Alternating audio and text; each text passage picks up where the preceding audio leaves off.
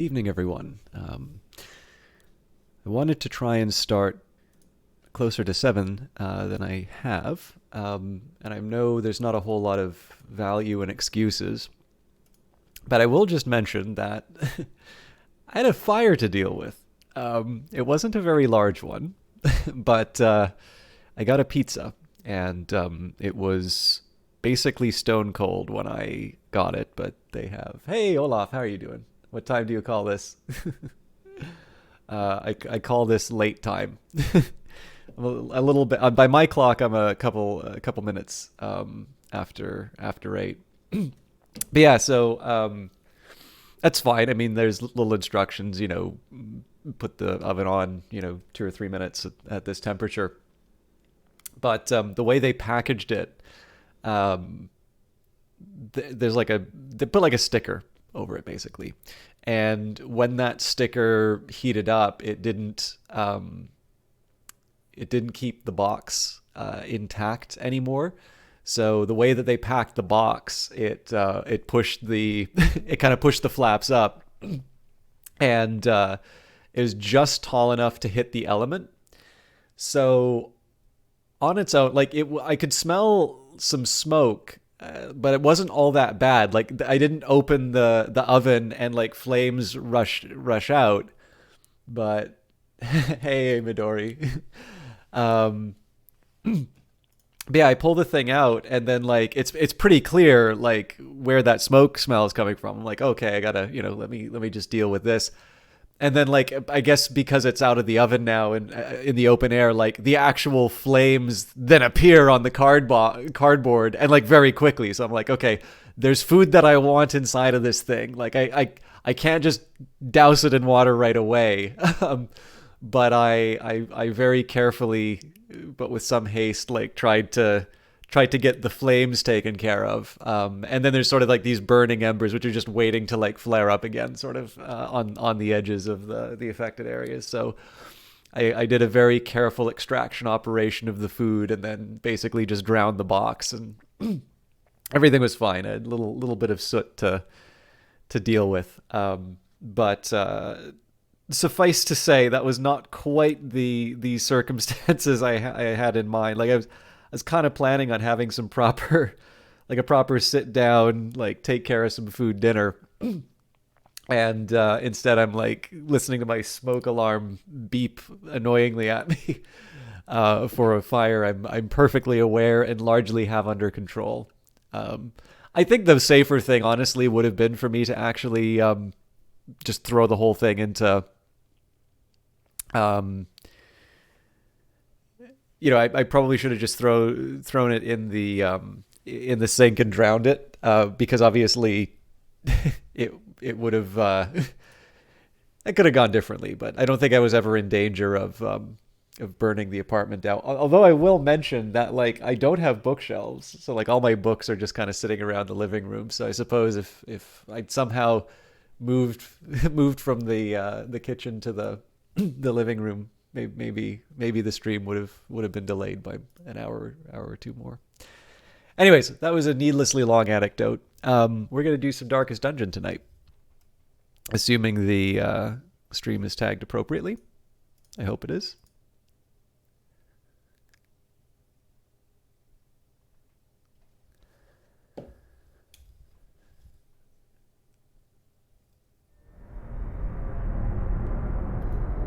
Ruin has come to our family. You remember our venerable house? Opulent and imperial, gazing proudly from its stoic perch above the moor. I lived all my years in that ancient, rumor-shadowed manor, fattened by decadence and luxury. And yet I began to tire of conventional extravagance. Singular, unsettling tales suggested the mansion itself was a gateway to some fabulous and unnameable power. With relic and ritual, I've bent every effort towards the excavation and recovery of those long-buried secrets, exhausting what remained of our family fortune on swarthy workmen and sturdy shovels. At last, in the salt-soaked crags beneath the lowest foundations, we unearthed that damnable portal of antediluvian evil.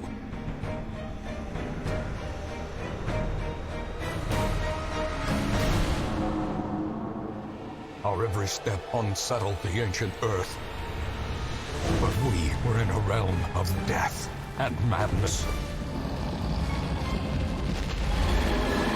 In the end, I alone fled laughing and wailing through those blackened arcades of antiquity. Until consciousness failed me. You remember our venerable house, opulent and imperial. It is a festering abomination. I beg you, return home, claim your birthright, and deliver our family from the ravenous, clutching shadows of the darkest dungeon.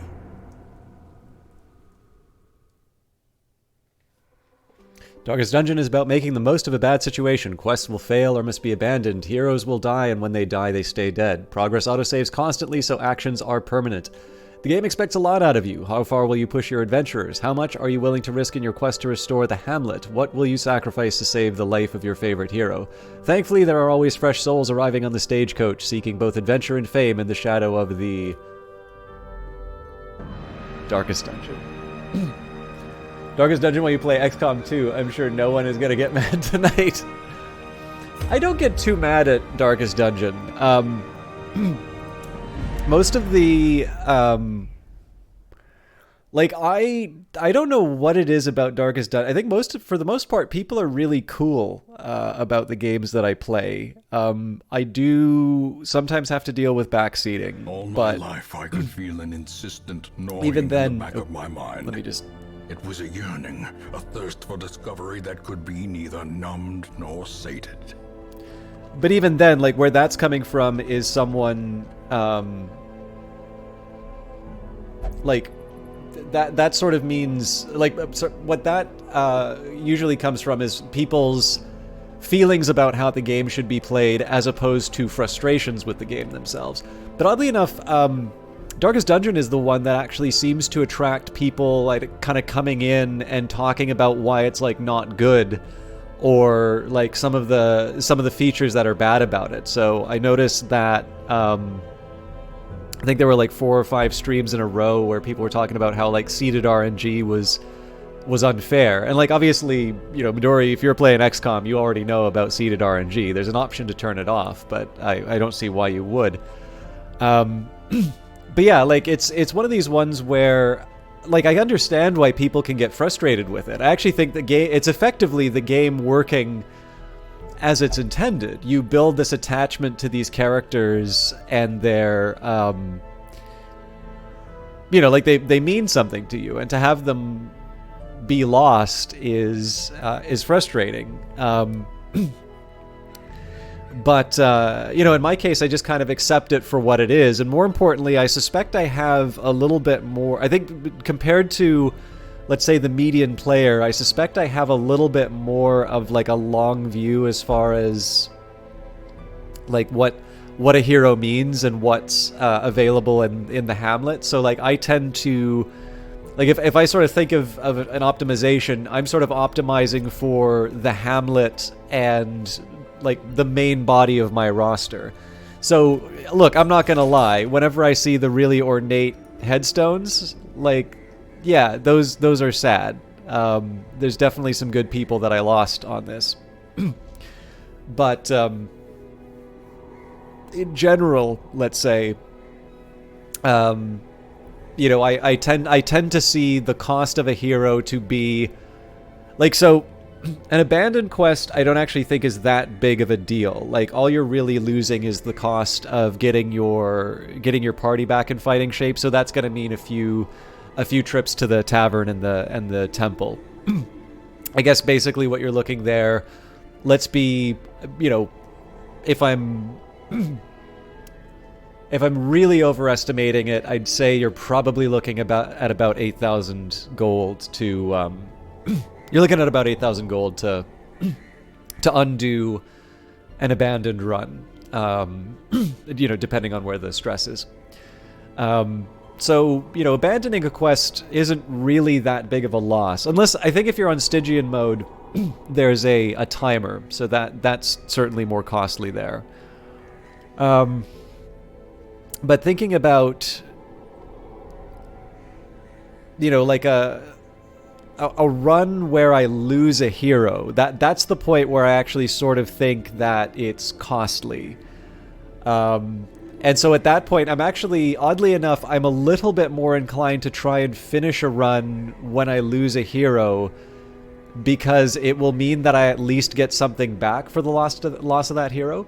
If I abandon a run after a hero has died, that represents a very severe miscalculation on my part in terms of my chances. Because, of course, at that point, I don't really have that much as far as resources to show for it, but I have definitely lost an input to being able to make progress inside of the game. But to be honest, the only thing I'm a little irked by right now is that my my roster is very lopsided, and I have a feeling that it's going to be a while before I can repair that. And I was really kind of hoping to go after the Countess. I actually really don't remember my my Countess team that well, so I should probably check. I should probably check that again. But yeah, I think it's the difference in viewpoint. Like I very much think that this game, has this idea that actually the physical, the meat is not really worth that much. You automatically get healed. There's always going to be new adventurers to kind of come and deal with the problem. It's the emotional and the mental scars that are the ones that are really, really troubling. And so, because I sort of feel like I've internalized that perspective, I don't get quite as irritated, by losing characters. And again, whenever it comes to like random numbers or that, like I get as frustrated as anyone where I have a plan and it doesn't work out the way that I want to. But honestly, I just think people get mad, at like a die roll that doesn't go their way or a shot that doesn't work or whatever. That's just entitlement. And like every gamer's got it to some degree or another. But like I try to be as honest with myself when I say like, what it kind of comes down to is like me wishing the game were easier, as opposed to it being like, bah, they designed this wrong. Yeah, what were they thinking when they did this? And it's like, I do, what I do is like as part of an overall strategy, I try to maximize certain outcomes. So like Iron Swan and the Wicked Hack. Sorry, is it Wicked Hack? Anyways, the two like main attacks for the Hellion, damage-wise are the same, but the Iron Swan has a 1% higher crit rate. So if you can focus on using Iron Swan whenever you can, the expected damage of that is going to be much higher over the long run. But of course, any given roll is going to be, that's going to have a certain, a certain number of, like the one where you really need it to be a crit is probably going to be one of those times when it doesn't turn out that way. And likewise, if you've got, like a critical fumble if you roll a 1. Well, if you think of the number of times you'll roll a die in a game like that, the likelihood of you experiencing a 1 will be, fairly high for most games where you do wind up rolling dice. And at that point, you can sit down and say, oh, it was only a 1 in 6 chance. Oh, the designers are cheating. But it's like, no, it's, that's the way numbers work. As you increase the number, you tend to realize the individual probabilities. But of course, when we're playing games, we're only focused on that one particular moment where we've got a much more narrow view. And I think that tends to lead to people having very different reactions than maybe what would be like if I think if you were to see a plot of like outcomes in a game and the stated probabilities, I have a feeling that there would be very few surprises inside of it. But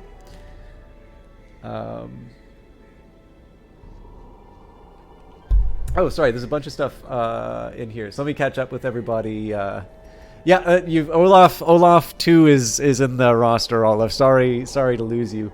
Okay, let me just catch up with. I don't get why that particular aspect, seeded RNG, is looked down on in Darkest Dungeon, but in XCOM it's waved away as that's XCOM, baby. Yeah, I have no idea too. Like, I mean, if anything, the seeded RNG is quite central to the advertised experience. Like the game's pretty clear that you only have one save. So like if you're a determinist, right? Like essentially the destiny of all of these characters is sort of written stone at the generation of the playthrough. It's obviously not true. You need to make decisions as a player, but in the end, the sequence of random numbers that will appear is ordained, and it makes sense because that's the way that the game works, and effectively that is what the designers have told you that it would be. But I can say that till I'm blue in the face. That's not going to change someone with the feeling that they were cheated by the game, right? Like that is a purely emotional reaction, and there's only so much you can do to try and like carefully explain to someone. It's like, yes, but what if this happened? Like if you turn the situation around and describe it as something that the enemies would do, all sense of proportion and fairness kind of goes out the window.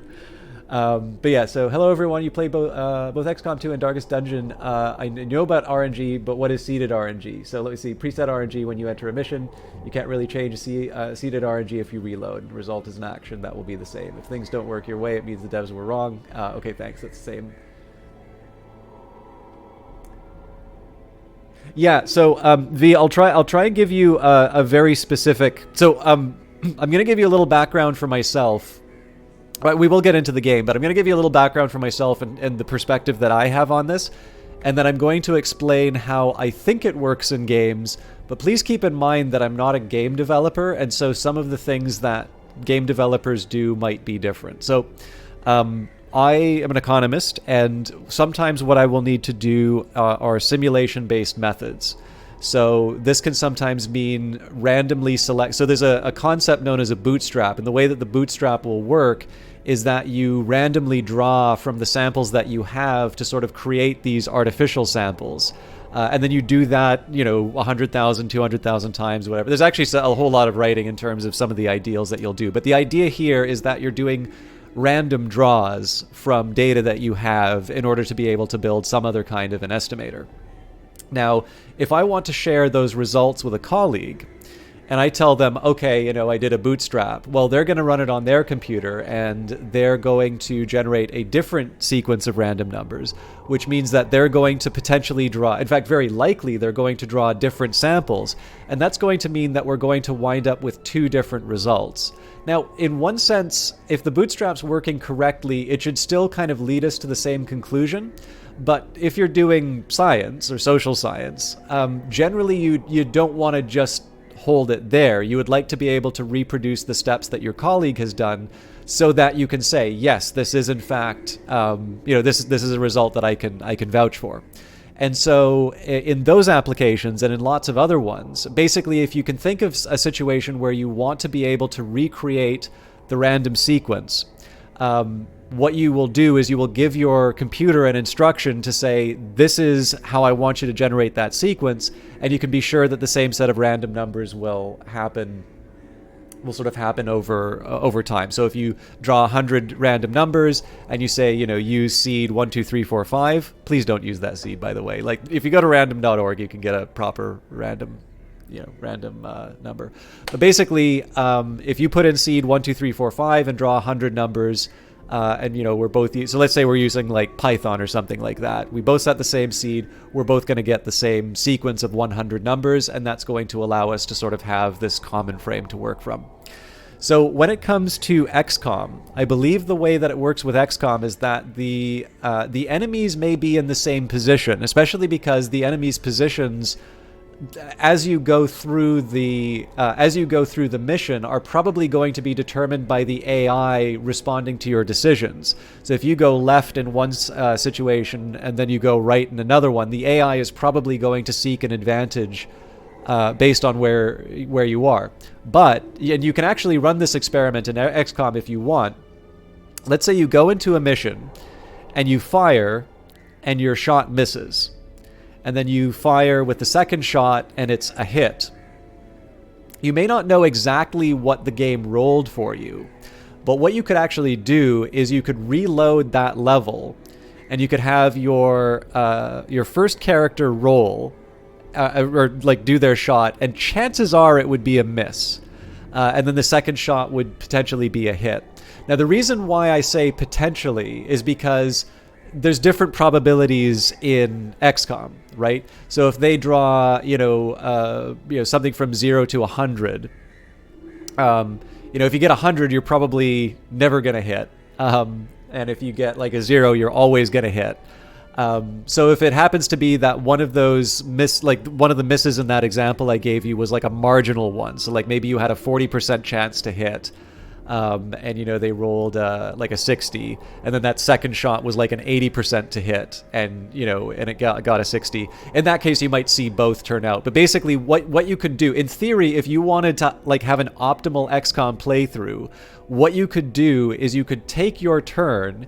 You could see all of the results of your team members, and then what you could do is you could change the order of your team, so that you would pick the people with sort of the, like, you'd kind of decide which order you wanted. So like the ones that seem to hit are kind of assigned to the people with maybe the more difficult shots, so that you can sort of maximize your outcomes. But that's really just a more elaborate, that's a really more elaborate expansion on what Night Valiant was talking about. The only reason why I wanted to add my 2 cents on this was because you mentioned something about the enemy's placement. And it's quite possible that the placement may be randomly generated as well, particularly for XCOM 2, because the levels are randomly generated. But you likely wouldn't... I don't think you'd be able to quite do the same sort of experiment. It's the same way that when you play certain roguelikes, you'll see that there's an option for a seed. Chances are that's a seed for the random numbers that they use to generate that level. And of course, it's a little bit harder to experiment and see exactly what sequence of random numbers was generated, because in the end, those are being used as inputs into whatever generator is creating the level or the run or the enemies or what have you. So there is an extremely long... I don't even know if people are like watching anymore after that, but that's my like super nerdy understanding of how seeded RNG works in games. And actually, if you're interested in this topic, Sid Meier gave a talk on Civilization, and I believe he talks a little bit about the decision to use seeded RNG in the first Civilization game, and I think he's got some fairly interesting things to say about what he observed from players in response to in response to some of the things that they saw.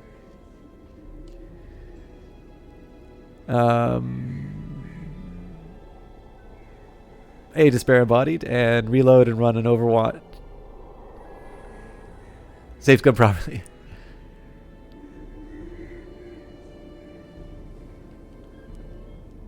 Oh, sorry you're feeling sluggish. I had an okay-ish day, but I found out that there's something broken at work, and that's going to mean a whole lot of work for me.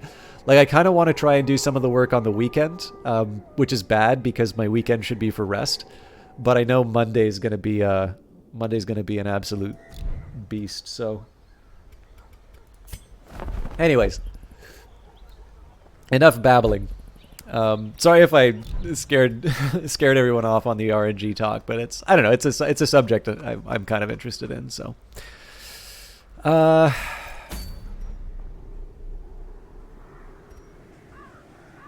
was I really gonna send this group? This definitely looks like a group that I would potentially take to the Formless Flesh. So they're all level 5s. So this will get me position 1, 2, and 4, I believe. Well, technically a 3, but I don't really want to use it. This will get me 1, 2, and 3. Oh, 2 healers is a bit of a questionable We'll go for it. Can I use Incision? Yes, I can. I might change to Incision when I think I'm going to be facing the Formless Flesh, because that's going to get me 2 ranks of a bleed. And then I'm not upset bringing a Vestal. So let's just take a quick second here and see if so Fitzhugh is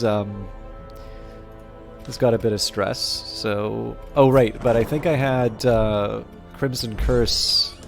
Nope. Oh right, yeah, no, Fitzhugh needs to use the Abbey. That's right. Let's just make sure that I've got proper. Aha.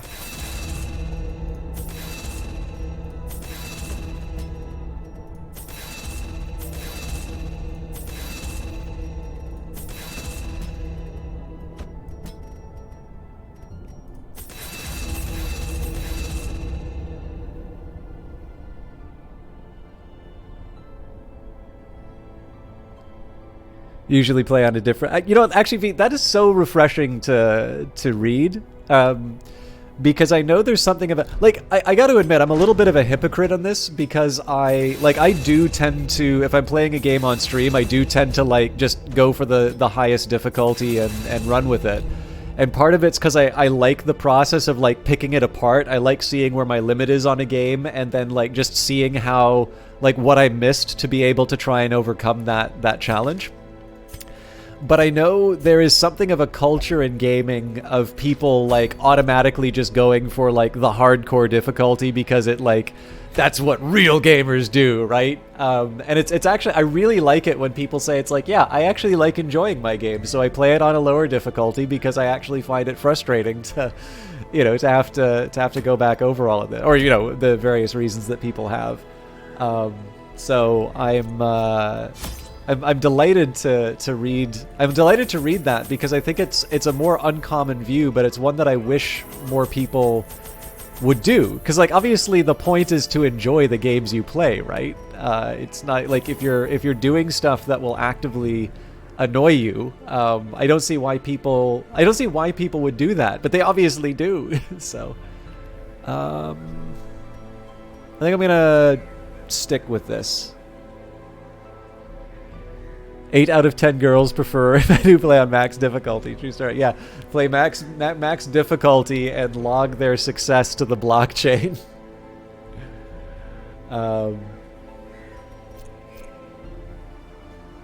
yeah, it's a fun experiment. I mean, if you go into, I think it's in the second wave settings in the original XCOM, but there are a couple of options to turn that on or off. So you could say, if you, for whatever reason, needed to load the level again, if you turn off the random seeding, it means that you don't have any information about what's going to happen to you when you reload the level.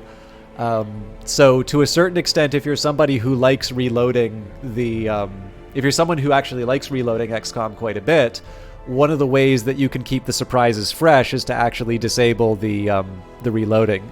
But one of the reasons why Sid Meier introduced seeded RNG into Civilization was that people would take their units and they would attack, and if they ran into one of those maybe rarer defeats, they'd just reload the game and attack again, and effectively it would mean that they would always win because that's how they were playing. And that's obviously not as interesting. It is, when we think of the stories that we like stories where there's peaks and valleys. And obviously when we talk about Darkest Dungeon or we stream it, we're always talking about that time we almost got wiped or whatever, right? But in the moment, you can feel really, really angry that things didn't work out for you. And so I think the thing about that GDC talk that I was so interested in was how much of sort of players' revealed preferences for how games work are completely the opposite of what we in the long run enjoy about games. I haven't read Thinking Fast and Slow yet, the Daniel Kahneman book, but it's kind of interesting that the things that we like in the moment are not always consistent with the things that we like in the long run enjoyment of games. And obviously what we pay for is the long run enjoyment of the game, but the actions that we take in the short run are not always aligned with long run enjoyment. And so some design is actually largely about, it's a little bit like the movies, how like, you know, they lie to us constantly. There's so many little tricks to create this illusion that these buildings actually exist when they're all on sound stages or on green screens. Same with video games. They cheat constantly to give us a fun experience, but we're largely unaware of it just because, you know, we're caught up in the fantasy, and that's the game working as designed. The spasmodically squirming, braying, and Hey, snorting Dirkwall. half-corpses were heaped each upon the other until at last I was rid of them. The warrens had become a landfill of snout and hoof, gristle and bone, a mountainous, twitching mass of misshapen flesh fusing itself together in the darkness. Yeah, I'm actually not necessarily opposed to that viewpoint, Carlo the Curious. But I mean, I would point out, especially now with the later versions of Civilization, I think there's like 9 different difficulty levels. So in truth, if somebody wants that kind of an outcome, what they really should be doing is lowering the difficulty. And I mean, obviously, we talked about the kind of culture that The thing is more terrible than I can describe. An incoherent jumble of organ, sinew, and bone. obviously, you know, some people are going to want to play on deity difficulty and have every single outcome turn out to be positive. I mean, that, let's just face it, there are going to be some people like that. And at that point, you know, it's kind of hard for me to come up with a proper determination of like how much of an allowance we should be making for these kinds of people. Star is born.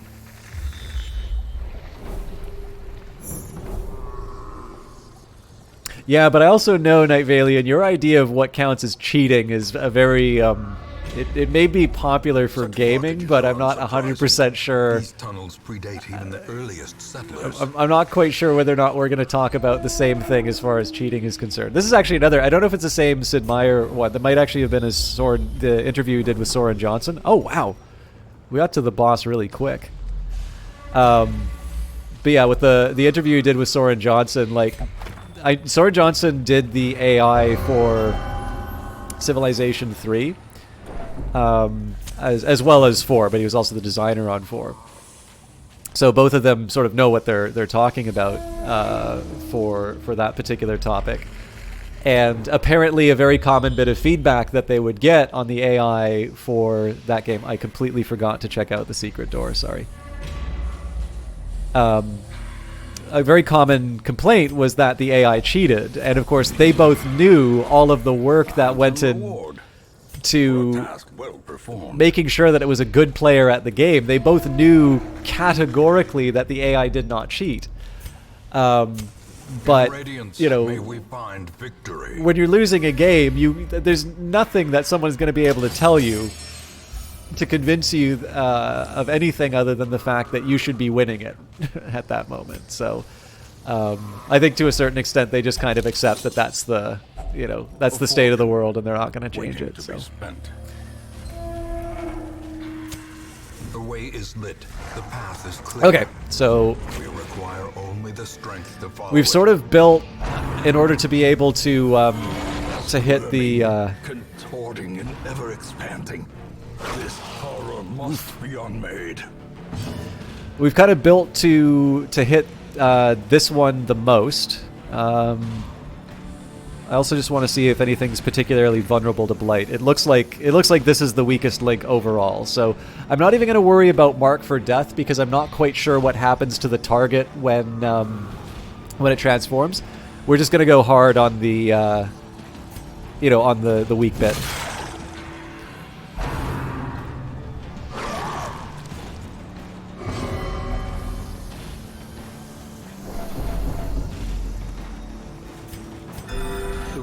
Of war can be healed, but never hidden. All right, unlucky me.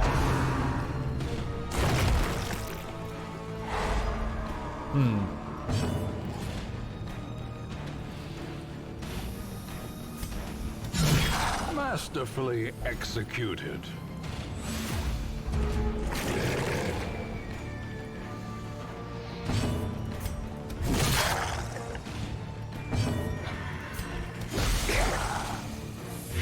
So this might give me some insight as to what happens with the targeting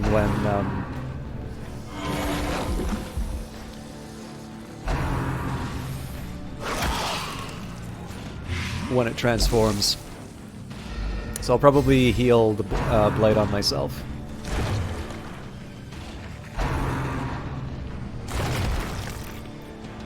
Okay. That's not great.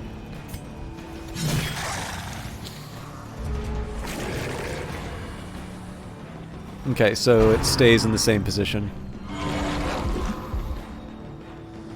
Which is actually... oof.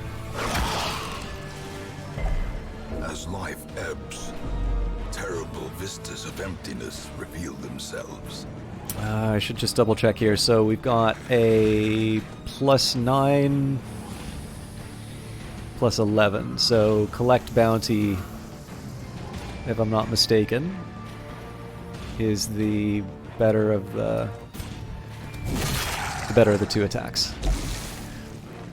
Okay, so we're gonna anti-venom the Vestal. I need to keep the my Plague Doctor alive, so we're gonna do Divine Grace. That's a very lucky crit that I just got there. So at some point I would like to start throwing more Plague Grenades on the different segments, because of course that's going to mean that I have... wow, they're really good at delivering those stuns.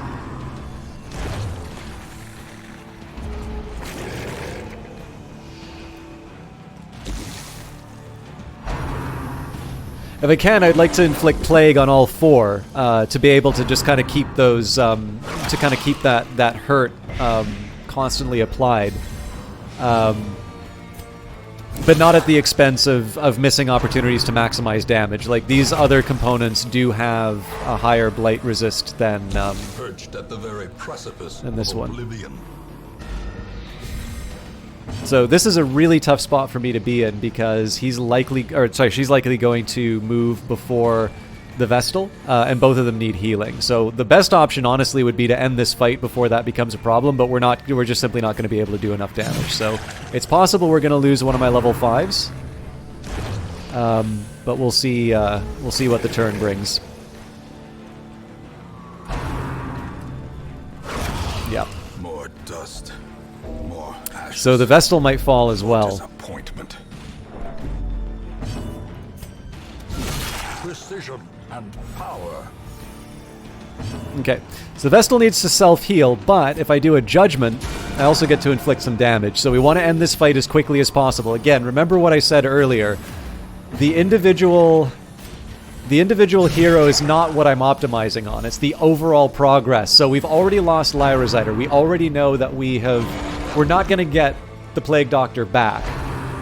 What I can do, though, I'm near certain to defeat this enemy. And so I want to act in such a way that I can end this fight quickly, because right now there's only one character currently at death's door. And if we can end the fight before they take their turn, I'm going to have other healing options. So it's going to be tight, but let's see if we can make it happen.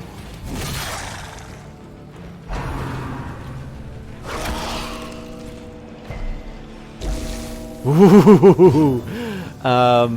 Again, burn the boats. We're committing to everything. Now, will the Hellion be a hero? No!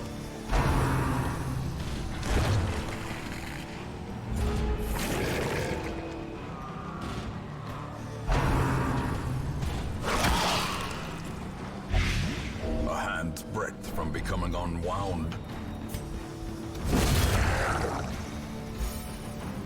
Its destruction is a small consolation, given the implications of its terrible existence. Okay, so the question is there anything else that we want to try and get from this, or do we just run? I would kind of like to do some exploring and like walk away with the most that I can, but in this case I think Return to the Hamlet's going to protect the Vestal. I could camp to get the health up, but let's not make this more complicated than it needs to be. We started with a boss kill, and we only needed to give up a Plague Doctor for it. So I think that's about as good of a trade as I could ask outside of a perfect run. And we definitely got stunned quite a bit. So I don't necessarily feel cheated on it, but I definitely feel like the, that particular fight really inflicted a lot of pain on the people who could have cured the blight, either through healing or through the abilities. So, that's life.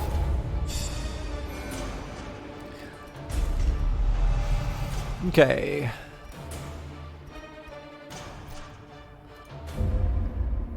I mean, on net, right, we've got 3 new level 6s in exchange for 1 level 5. Now, bloodless and still. Daylight robbery operations will be suspended temporarily, but given the limited avenues of egress from the hamlet, officials are optimistic the thieves will be apprehended shortly. So, I'm a little lucky. Cruel did just get Gambler. So, incidentally, I totally failed to set Lyra Zyder up for the Wicked Slice. Yeah, I went through the secret door, though.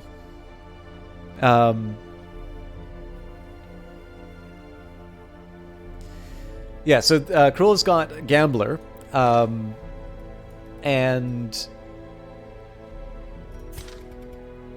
in this particular case, like, I've got a disease to cure, so we can wait for the gambling hall to become available later. Yeah, Gorbot and Fortier really don't need extra work. So let's sort by stress. So Fitzhugh needs the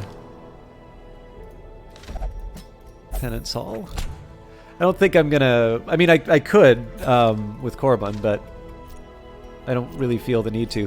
I think we're actually close to building the... I think we're close to building the puppet theater. Yeah, if I could get one more crest. I mean, I could probably trade it for the shards.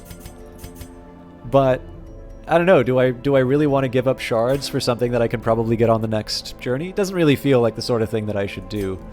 Oh, Jesus. Okay, so...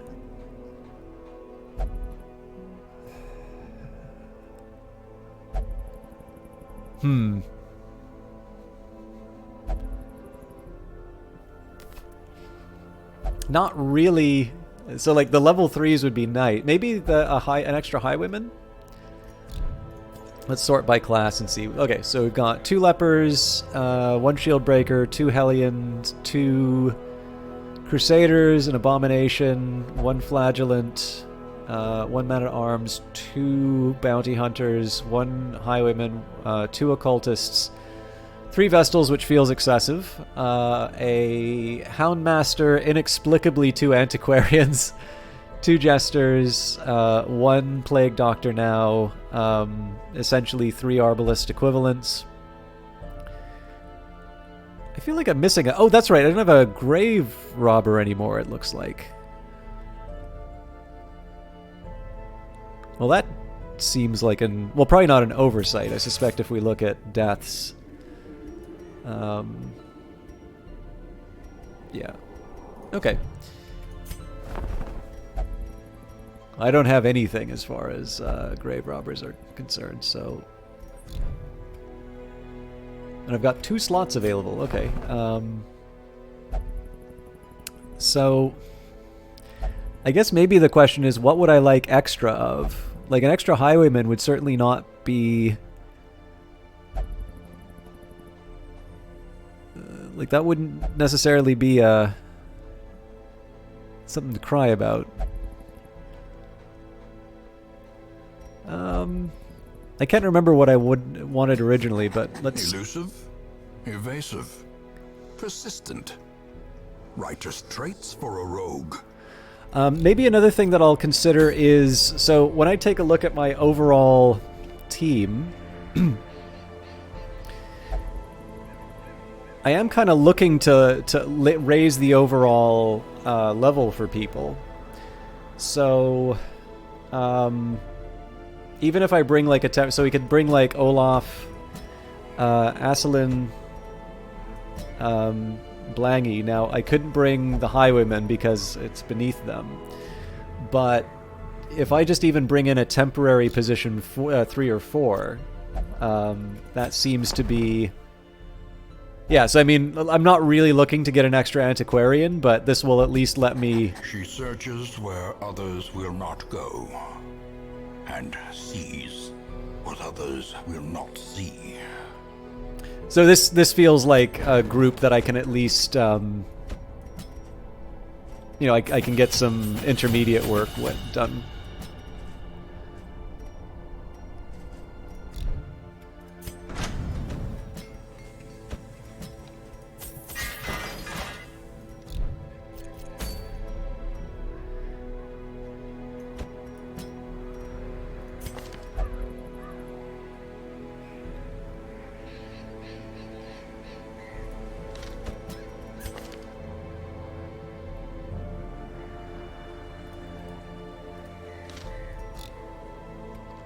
I'll keep them as is. So let's do the largest. Okay, this is the largest that I've got. So it's probably going to push a couple people over. Actually, no, it probably won't. It'll get Blangy to level 2, but I think we still have some room for Olaf. Okay. Also, the good news here is I'll get some crests out of this as well. So let's make that 8.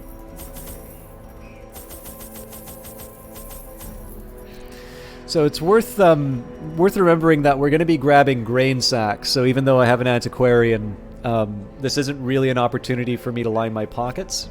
But I'm not going to turn down the opportunity to take it. Again, this is so I have a body in the group as opposed to a three-person run. Also, I should make sure that I'm equipping people with trinkets. So, yeah,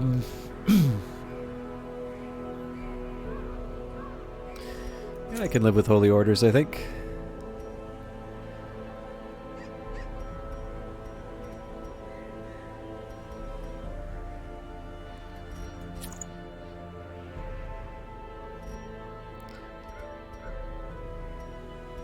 Protection's nothing to sneeze at. I mean, there is something to be said for mitigating the damage, but losing the crit does make me feel a little queasy, though. So, okay, nothing for you, and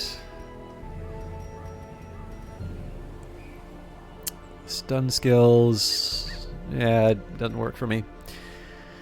Vial of Sand. Man, they really like.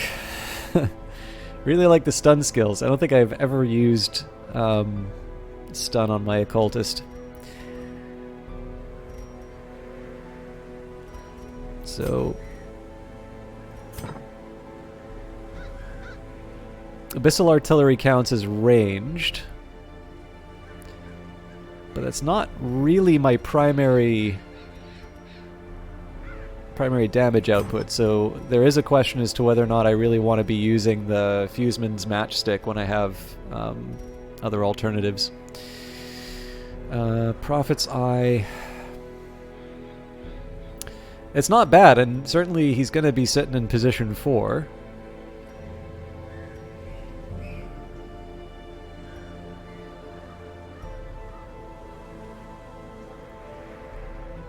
Ancestor Scrolls definitely tempting.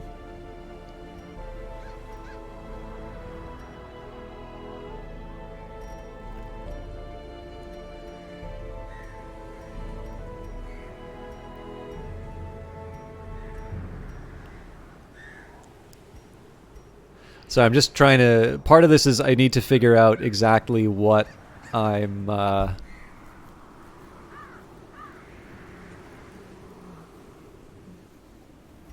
Martyr's Seal would actually not be a bad one for me to...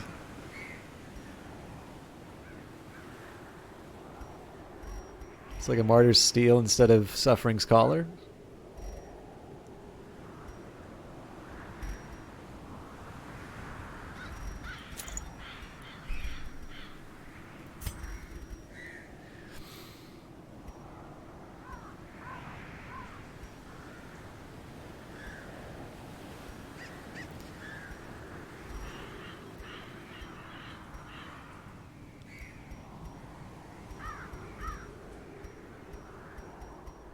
I do tend to use him as a healer more than anything.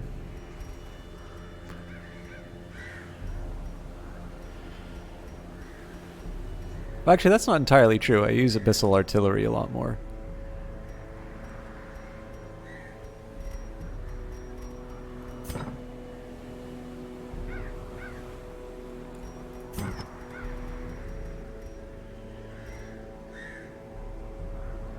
Okay, well, first things first.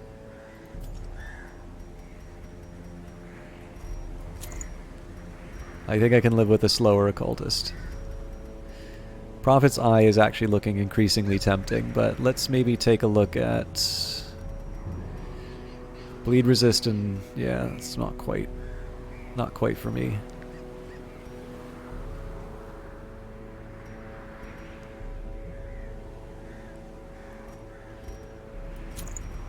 It's not, like, I don't feel great about it, but I think I can live with this choice. Occultists and Highwaymen are your favorite classes here. Never able to have a good party that involved an antiquarian. I mean, I kind of feel like the antiquarian is definitely... Even the fiercest beast will lay down when it is not eaten. Steal their food. I kind of feel like the antiquarian is a very consciously underpowered, and so it's sort of hard to say that you've got like an ideal group with an antiquarian inside. But obviously, being able to collect extra cash is such a... Oh, okay. Sorry. For some reason, I thought I forgot to bring the blood. But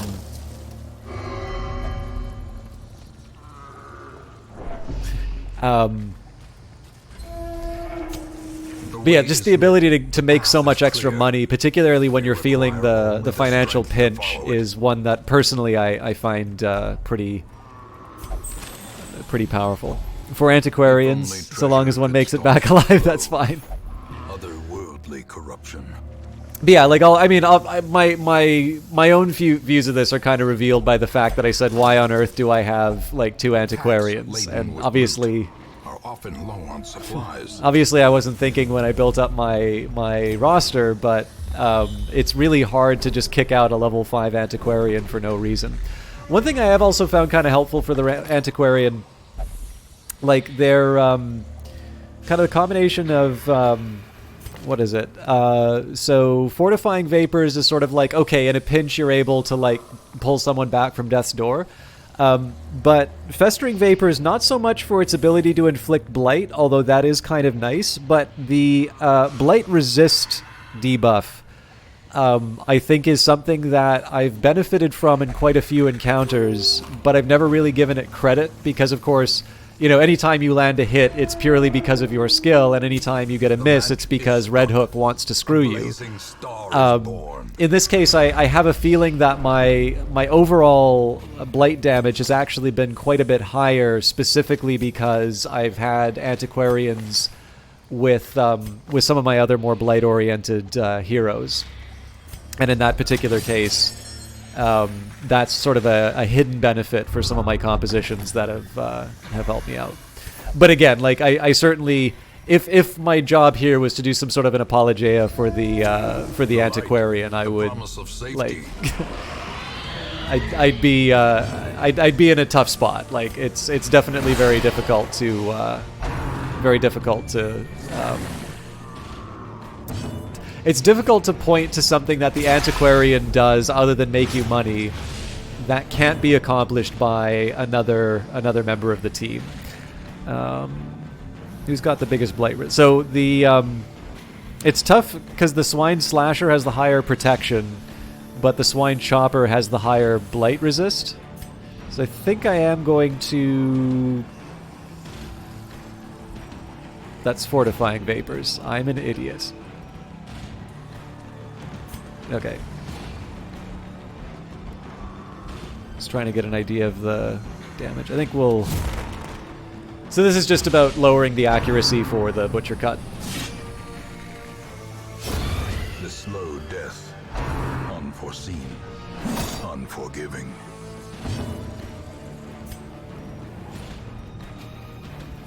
I feel like I have not properly worked out Olaf 2's set of attacks.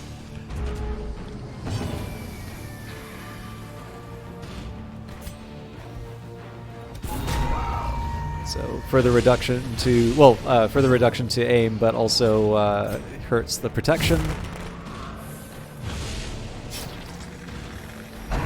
Should have taken a closer look at what kind of damage they had left.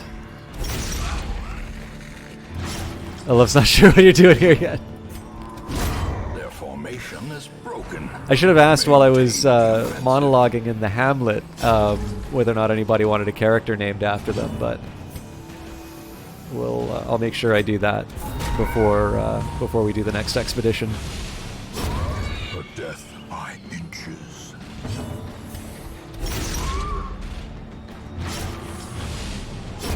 Great is the weapon that cuts on its own.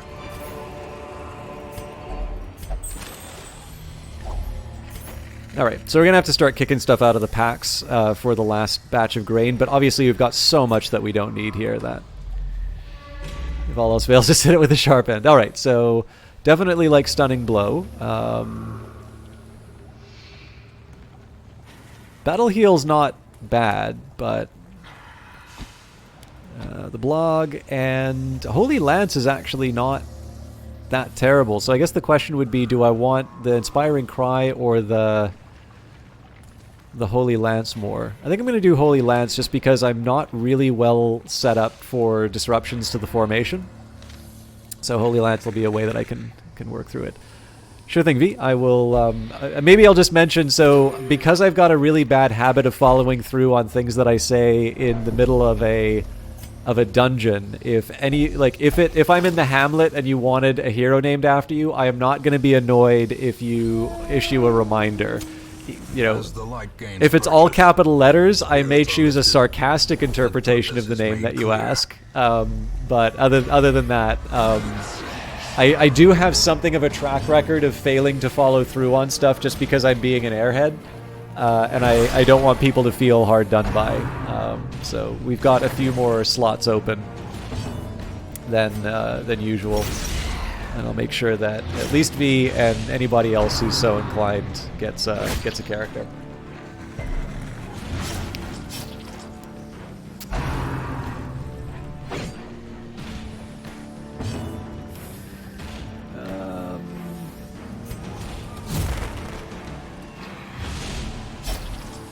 It's mostly just because I think this one's going to die fairly soon. 4 damage, 6, so I do need to do more. But if I do here I normally would have done a smite, but here I'm going to do Zealous Accusation because they only have 2 HP left. So essentially anything above 2 that I do to them is wasted damage. And I think it's possible, but I think it's less likely that Zealous Accusation's just going to do 1 damage. Press this advantage. There you go. No quarter.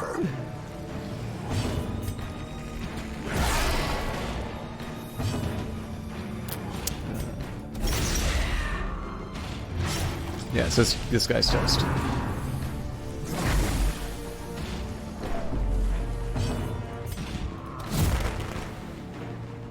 It's unlikely this will get another turn, but we'll see. Oh wait, I'm not going to be able to. Not going to be able to go any further. All right. Well, have you seen my blog?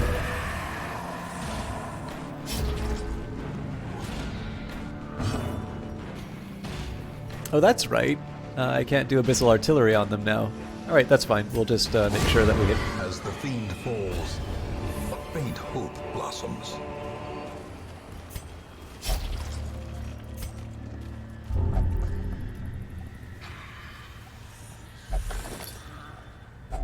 Could have been even more loot if we let the Antiquarian take it.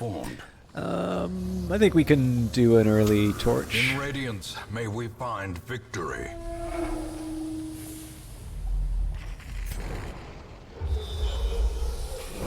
Okay, apparently someone released the hounds in the hallway.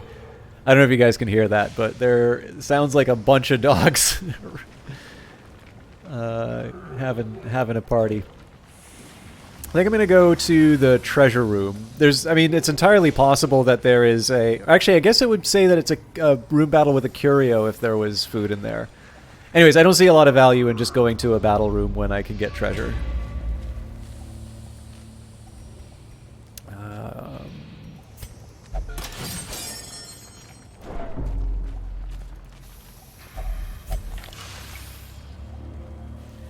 Again, none of this matters because we're throwing them away the first chance we get. Alright, this is pretty much just the same as what we did last time, so should be pretty easy. I tend to prioritize the Swine Wretch when I can, just to avoid the stress damage. You'll notice we've done pretty well with stress so far. Let's reduce the accuracy on the chopper and then the slasher.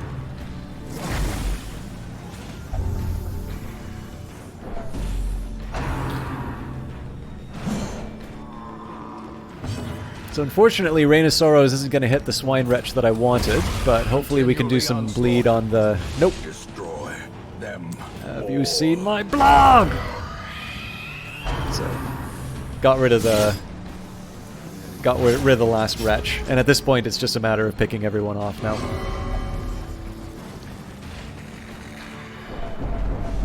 I think this time I'm actually going to try Abyssal Artillery just so I can get a little more damage on the slasher.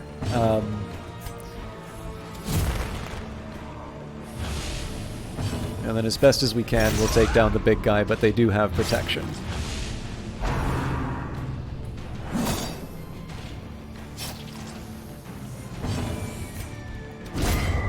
By the way, I don't know how many complete nerds there are in the chat, but for those of you who like that sort of thing, a new Sabaton album came out. I rather like it.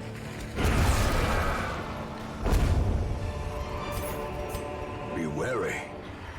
Triumphant pride precipitates a dizzying fall. I have explained a couple of times why I feel bad about listening to power metal. I think it's just purely because, like, I do like... Only Sabaton, you know, is from Paradox Development Studio games. Yeah, so this one is called The War to End All Wars. So you can imagine... Victoria 3 way down the road might consider some of those tracks for it. Because, like, I think Victoria 2, if I'm not mistaken, sort of ends around the Great War. Victoria 2, I've spent like all of 15 minutes in. It's like Crusader Kings 2 was the one that I got into Paradox games from. So that was, at the time, the Clausewitz engine they were using there was a pretty significant upgrade over what they'd been using before. So I think that was sort of a turn towards a slightly more accessible approach to its UIs. And as a consequence, I tend to find that Victoria 2, even though the themes and the mechanics seem like something that on paper I would really enjoy, I've been spoiled a bit by Paradox's sort of improvement in their ability to convey the information to the player, and as a result, I haven't really been able to get a good grip on the game. Oh yeah, no, so it'll totally include the Great War.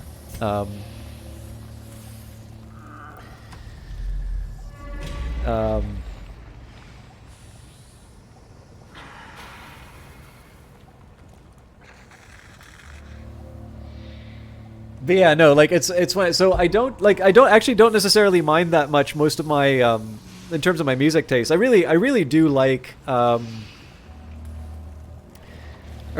some fairly broad stuff, and I definitely like harder stuff. So I've found, like, pretty much since I was a kid, I've really enjoyed the sounds of, like, distorted guitars and such.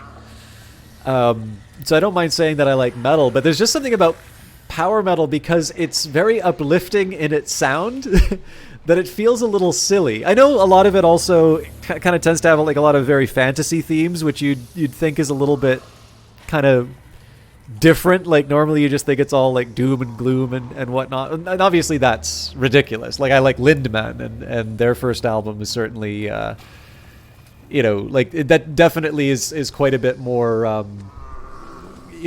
tongue-in-cheek and funny than maybe what you'd expect from Rammstein. But yeah, I mean, trying to explain to my friends why I'm listening to this, kind of more uplifting in overall sound series of metal songs about historical wars pretty much confirms everyone's worst suspicions about me. But I like what I like. But the other thing that's kind of funny about it is, because I specifically like Sabaton, And I know I say this story before, but like, I'll be listening to the, I'll be listening to the, to Apple Music, and it's got my taste down pretty well. So, there'll be a bit of classical in there, and there'll be a bit of the jazz, and I always get to pat myself on the back. It's like, well, yes, I am a cool guy. And then there will be like that one video game soundtrack, or like because Sabaton is power metal, it'll try and pick like another power metal song, assuming that I might like that. And I'd probably say hits more than misses, like maybe a 65% hit rate. But there is some stuff where I'm just like, this really isn't for me. Like it's the band that I like as opposed to like the overall genre I'm fine with too. But like there is some stuff which because of the stuff that I like, the algorithms are sort of picking up tastes that maybe I don't really have. So I sometimes need to curate a little bit. But I do feel very silly because like there'll be some wonderful like Baroque music playing. I'm like, this is wonderful. And then like all of a sudden this just pixely, gaming soundtrack comes in, and I'm like, well, I guess it can't be pixely, but chiptune style, game music comes in, and I'm like, okay, now I feel like a nerd again. Although I'm sure most of you probably don't need to be told the unsurprising. These tunnels predate even the earliest settlers. The connection between metal and the Baroque, I think, is probably gold, trinkets and baubles, paid for in blood. Probably better known now. Like I don't know if it's an explicit connection that they're making, but you can sort of imagine the meedly guitar solos and just kind of think back to some of your favorite Baroque stuff. Well, yeah, because all of you have favorite Baroque pieces, I'm sure. Just imagining the organ bits. I don't know. It sounds similar enough to me. I'm going to stop talking about music because I obviously don't know what I'm talking about. All right, maybe this will be food. We have enough shovels for this, so.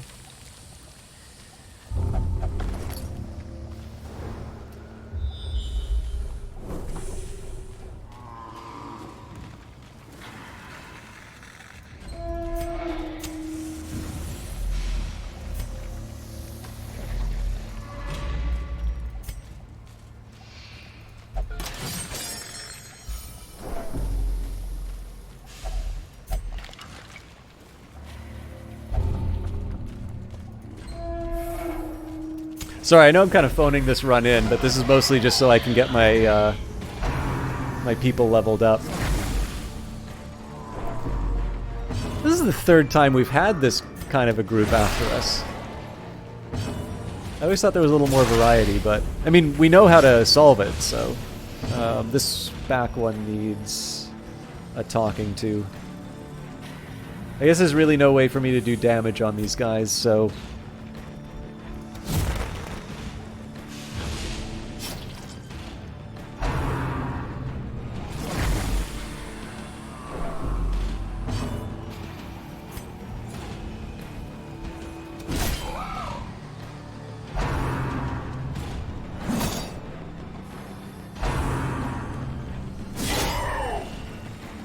more damage than we're accustomed to. So yeah, not a whole lot for me to worry about. Let's do a weakening curse on. I'm actually going to do the weakening curse on the shriek, the slasher. I can follow up with the bleed.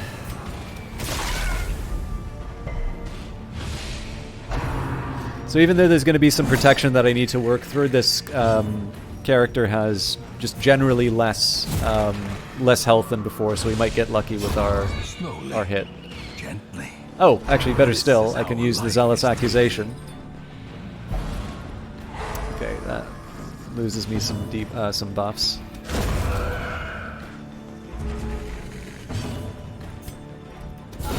Well struck.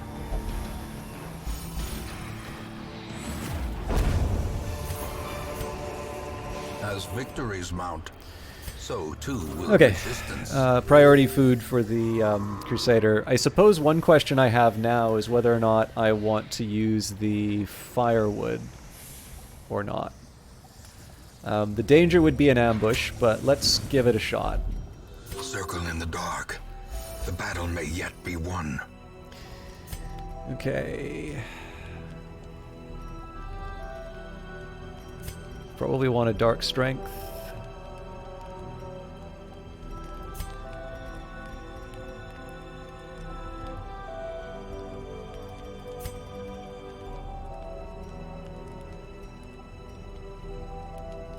Okay, so we're going to go for a bunch of buffs.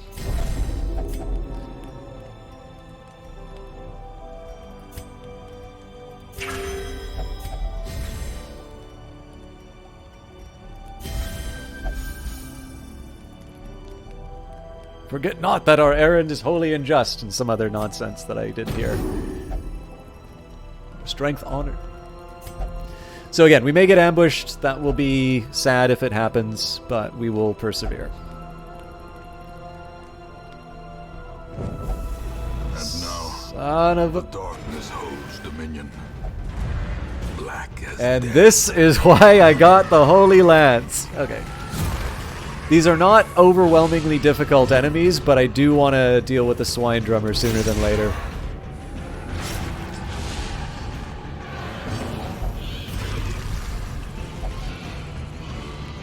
If I can't do an Abyssal Artillery, then we're going to move back.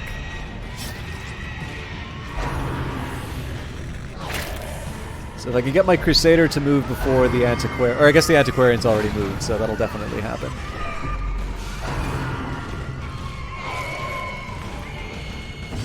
Okay, Bleed's going to take out the Carrion Eater, so... Go for where it'll do the most damage.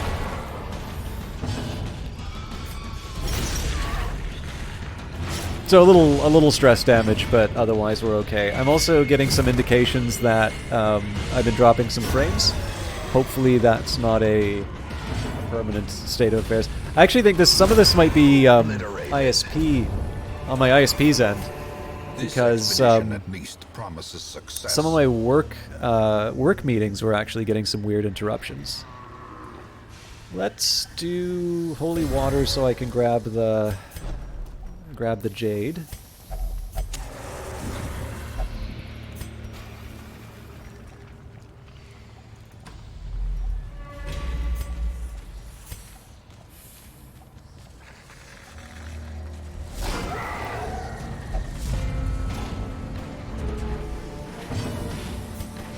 So priority is the drummer.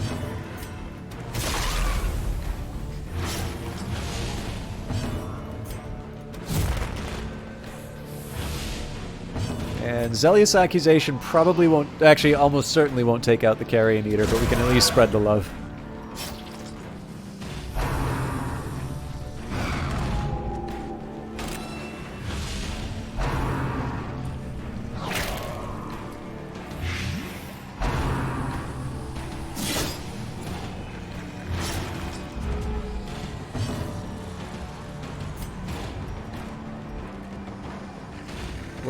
Where's that last bit of damage gonna come from?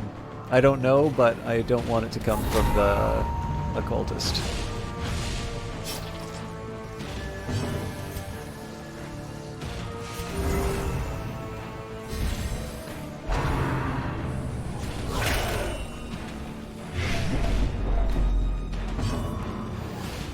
I was really hoping it wouldn't come to this. I'll do Rain of Sorrows. It's the only way I can see this thing getting taken out on its next turn.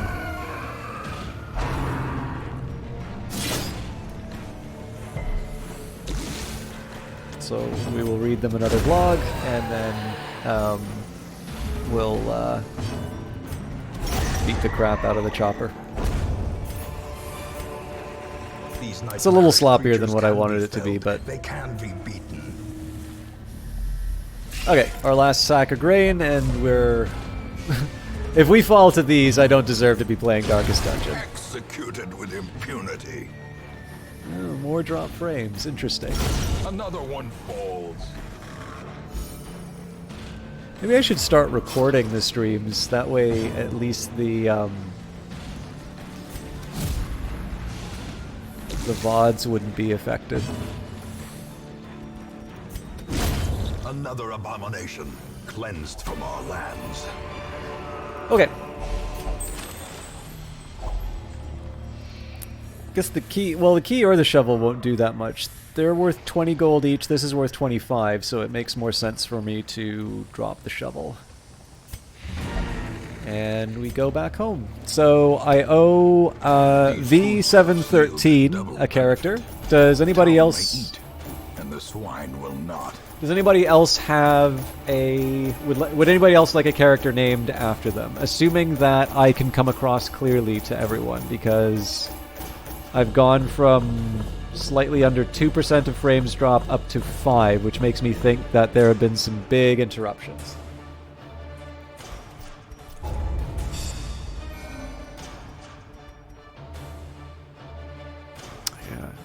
Blangy may not quite get to level 3 fast enough. We'll see.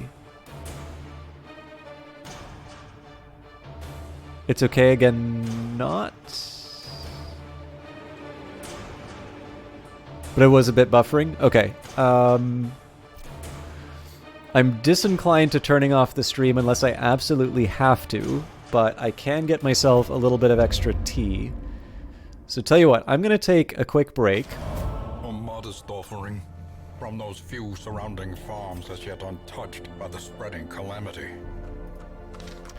Nearby farmers have banded together, increasing security in an effort to protect the healthy livestock and crops upon which the hamlet depends. Yeah, no problem. Okay, so it looks like V and Carlo both are going to get some characters. But yeah, I'm going to actually take a second here to prepare some more tea for myself. I'm going to do a break. I will run ads while I do that, although I think most of you are subbed, so that shouldn't be a problem, and then hopefully the rest of you have ad blockers, because frankly, why not?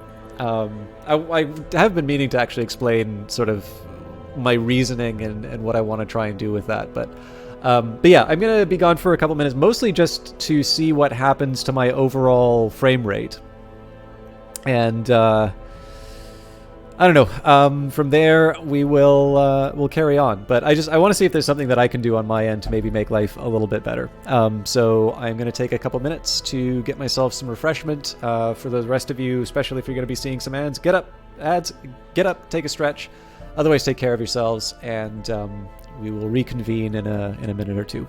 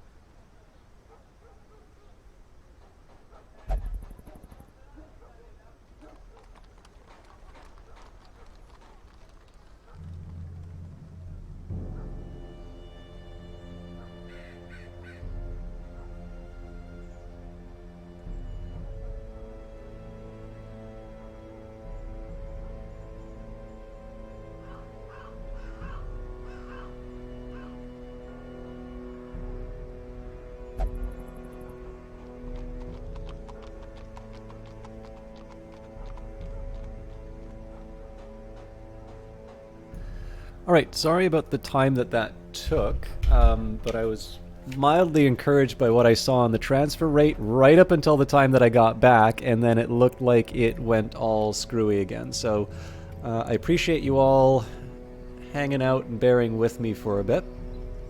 I think we're gonna press on.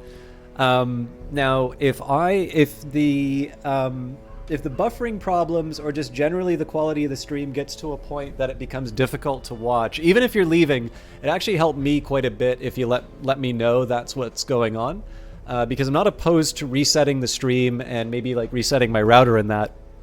But I also know if I do that for the purposes of YouTube VODs, it's not great. So if I can avoid doing that, so much the better. Now, first thing I'm going to do is check out the Stagecoach to see if there's anything that I might want to keep. Party-wise, I guess the big question would be what, like, so if I could fill the party with another class, like, what would I want? What would I want to bring? Right? I guess I said an extra highwayman was an option. We've got 2 occultists, too many Vestals.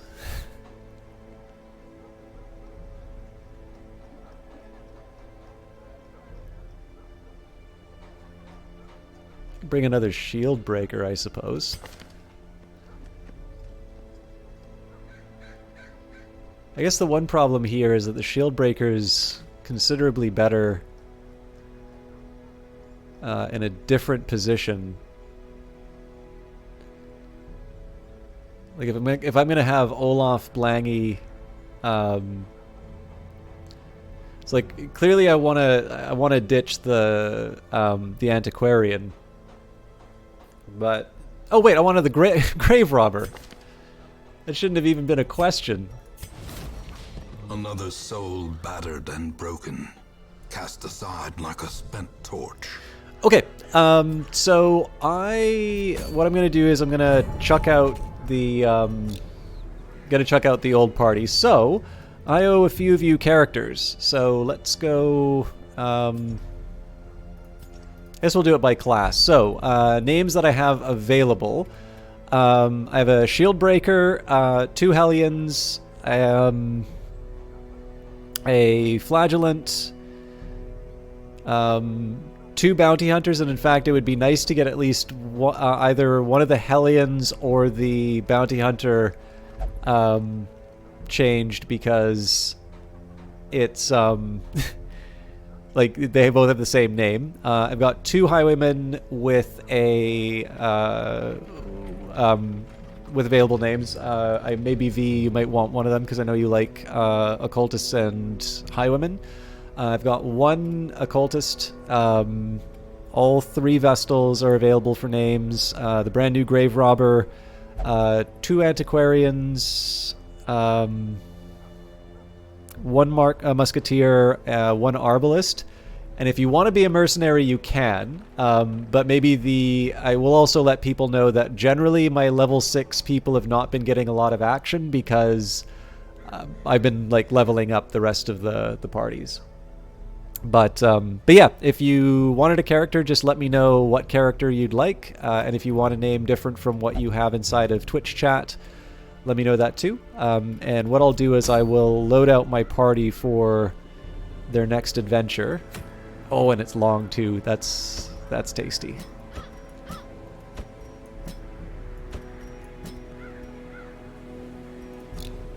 Yeah, I'm basically gonna get my my work done, and if you're on deck to having a character, or if you want a character named after you, just let me know which kind you want. That, or I'll start like assigning, but I like giving people the option if I can. I think I prefer poison darts to shadow fade.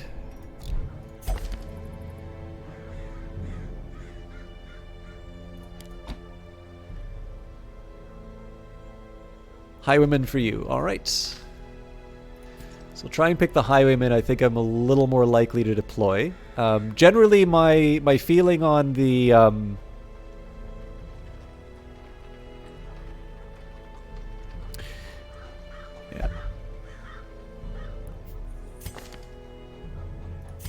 I mean, I can make it level 6 as well if you want, but generally the people who I'm leveling up get to see action sooner.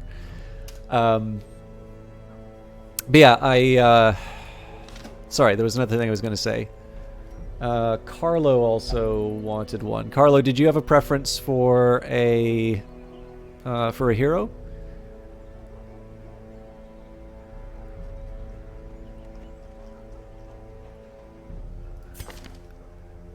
What's it going to cost me to get rid of the Antsy? I know it like costs you an arm and a leg if it's reinforced, but 45. That's not that much for me. Restrain me not, I am here of my own volition. Cruel is a gambler.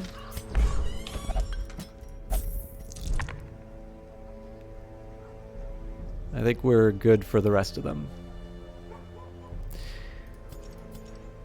Okay, actually, tell you what, Carlo, if you want a character... Sorry, I gotta remember what the... Oh, supply and provision costs. Okay. So tell you what, if you want a... just let me know what class you want. If I need to do it next time I'm in town, that's fine too. So I will do the Puppet Theater, so that's going to increase the stress relief. So we're pretty much maxed out as far as buildings. Obviously, the Red Hook is aspirational. 750 takes a bit to get to. And to be honest, I don't have a ton of... I don't have like a huge game plan in terms of heading out to the color of madness content. Like, I will do it when I can, but there's just still more for me to do. You will know the tragic extent of my failings. So I have the Drowned Crew, the Crimson Court, the Countess, and then then maybe I'll consider the Color of Madness. At that point, then we go on the Darkest Dungeon. But I do want to make some progress here. So let's do a long journey to the Warrens.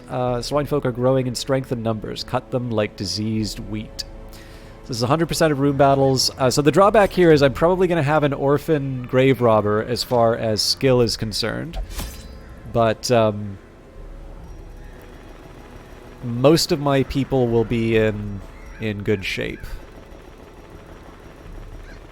I pretty much have to get rid of this firewood right away because I almost never use it. I'll use one, but two, pretty unlikely.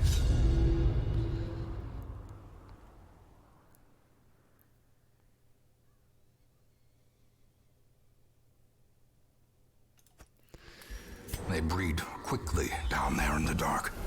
So this is we can slay them even faster. Really all about experience. So I am going to head up here just because there may be a room battle. But in this case, I don't even want to explore all of the rooms. I just want to get to as many battles as I can as quickly as I can. Okay, so we can get through the protection here, but I think I hate the Fusilier more.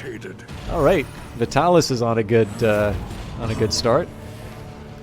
Let's do a Weakening Curse on the front row.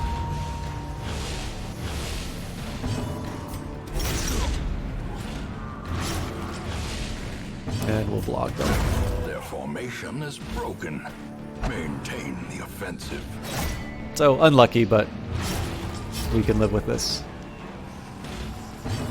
The only thing I might want to worry about is I can see the bleed damage getting out of hand for this party. But overall, I think we'll be fine. As the light gains purchase, spirits are lifted, and purpose is made clear. Okay, so no point in carrying on. We're gonna try and get through. Essentially, I want to get through this as quickly as I can for the simple reason that we could potentially get to the Drowned Crew fight tonight. And the Drowned Crew is one where I really don't know what to expect. So it might be one that I need to have some multiple attempts at. Obviously I've done the preceding fights, but there was such a long time between when I did those fights to when I started playing again that it's like I know a couple of the mechanics in broad strokes, but I don't know them well enough to say, okay, you know, this is what I should expect. I'm going to take something of a weird path for this. So basically I'm going to head down, kind of out and around. Now with luck, I'm going to find out what's inside this room here. So if there's an empty room, I'm going to take the path heading down, being able to check out the secret door. If there's an empty room, then we can just go out and up like this, or ideally like this. And if it turns out there's a fight here, well, it's just going to be miserable and I'm going to have to double up a room, but not quite what I intended to do, but it still worked. Who's got the highest disease resist?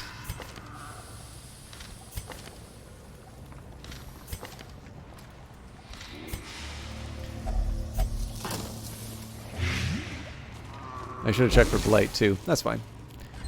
I should probably use the flagellant more often because, of course, they become more powerful the weaker they get, so... Alright, so Abyssal Artillery, my old friend.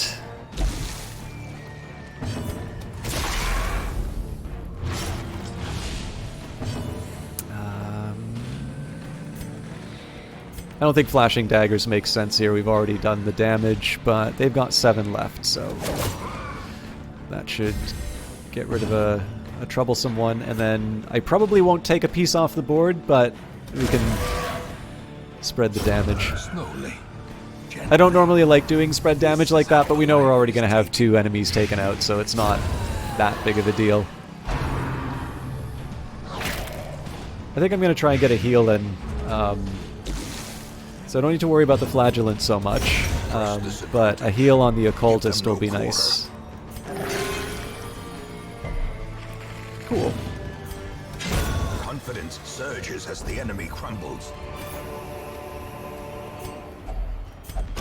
The altar infuses the hero with great power.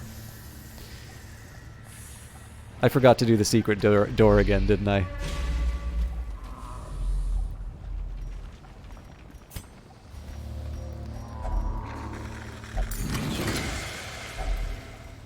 Woo!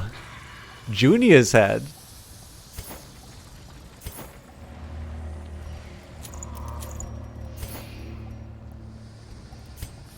Gonna have to check the graveyard to...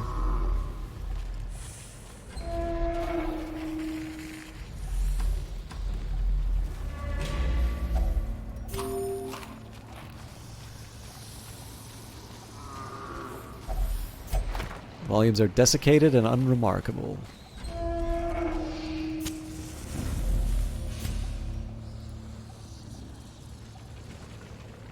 The good head? Which is the bad head? I gotta take a look at my artifacts again. I know I've said this before, but like because there are penalties associated with most artifacts, I generally don't use them. And what's happened is I've now kind of gotten to the point where I do see the value in using artifacts, but because there's so many of them and because I haven't been looking at their benefits over time, it's now translated into a situation where Cool, they didn't get to do anything to us. It's translated into a situation where I feel a bit overwhelmed by the... precipitates a dizzying fall. The healing one's the most, yeah. But yeah, so I tend to feel a bit overwhelmed by the number of artifacts in the game. And it means that I'm really not building all that sensibly. Like if in reality, what I should do is I should sit down and say, what's the set of artifacts that I will take in general? So like considering all of the possible scenarios I'll be in, and I will just equip the trinkets like on a mission by mission basis, and like sell the rest of them. That'll be just such a huge influx of cash. But again, that would require me to like sit down and work out a game plan with the trinkets, and I'm too lazy to do that.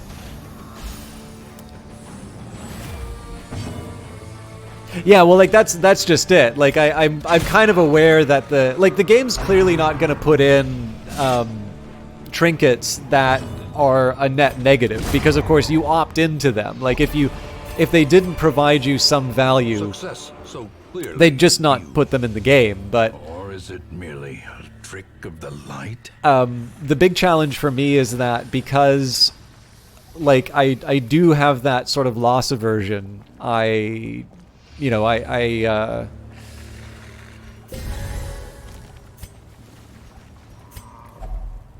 tend to undervalue them, and of course now I've well, it becomes rapturous. That's not the worst thing that can happen stress wise, I suppose. But yeah, it's again a quirk of personality. I should treat it differently, but I don't. So I obviously use them, but I think I could use them better. Is essentially what I'm trying to say. Well, that puts them in line for my usual combo. We'll Rain of Sorrows and hope for the best. Decisive pummeling. Oh, yeah, they're both toast. If we can avoid more Crimson Curse, so much the better, but I think a Smite's what the doctor ordered. Destroyed.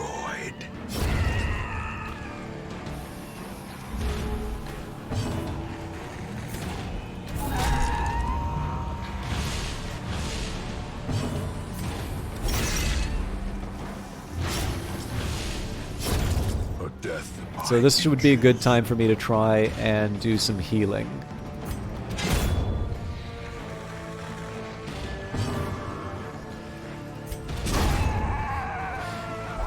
Fatal stun. All right. A trifling victory, but a victory nonetheless. How do I feel about camping? I don't really think I need it, so we'll get rid of the other firewood. Also means I've got too much food now, but we'll deal with that when we can.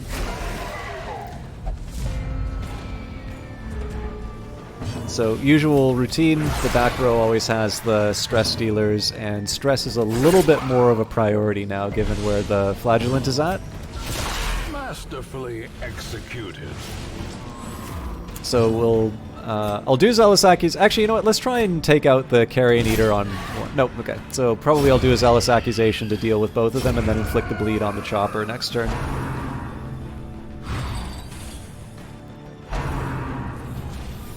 I don't know if they prioritize the healers with the stuns, but I can believe that that's an approach the game takes. Oof. Because it's what I like. If I were to be playing against the player in this, I would definitely be going pretty hard against their healing units.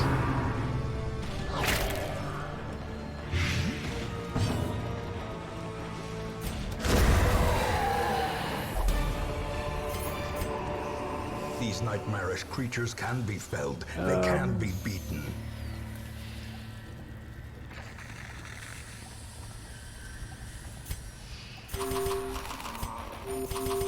I don't need the paintings, but I can turn them into crests, so. Cured? Cured of what? Need to pay more attention. So we don't know what's in this room, sadly. I think I'm just going to move on to the battles and hope for the best. If we don't pass the mission, then we'll know... We'll kind of know where we need to go back to. So this is not great for my strategy, because we've got the Gatekeeper in the front and the Sycophant in the back. I can spread more damage with the Rain of Sorrows and Abyssal Artillery combo, so I'll start with that. Okay, so this guy's toast, and then I think we'll let the Flagellant... the Crusader whack the Gatekeeper. Okay, inconvenient.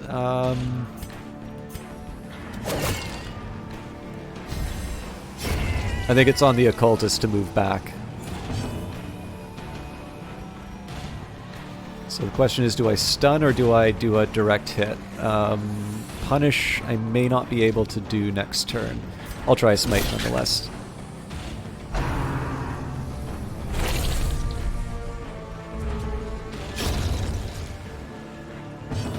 Okay, good.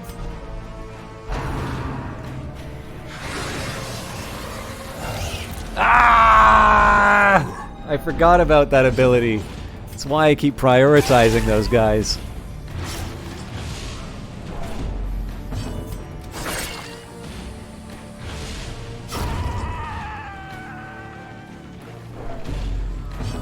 I need to focus down.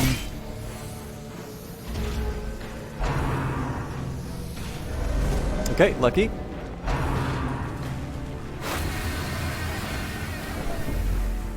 So this is definitely one for a zealous accusation. This is just so I can inflict the bleed. Nope. Okay, they're going maddening. If they went for the thirst, they might have got some healing. It's better to do the thrown dagger here.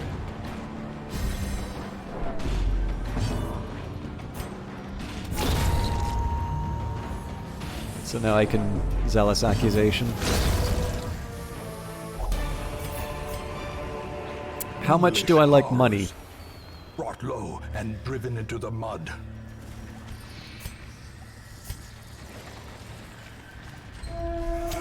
The match is struck. A blazing star is born.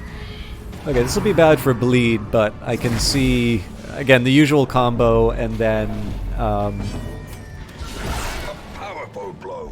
probably a zealous accusation and maybe one whip. Actually, flashing daggers is what the doctor ordered here. So now the Rhinoceros should be able to take out the back row. Precision and power.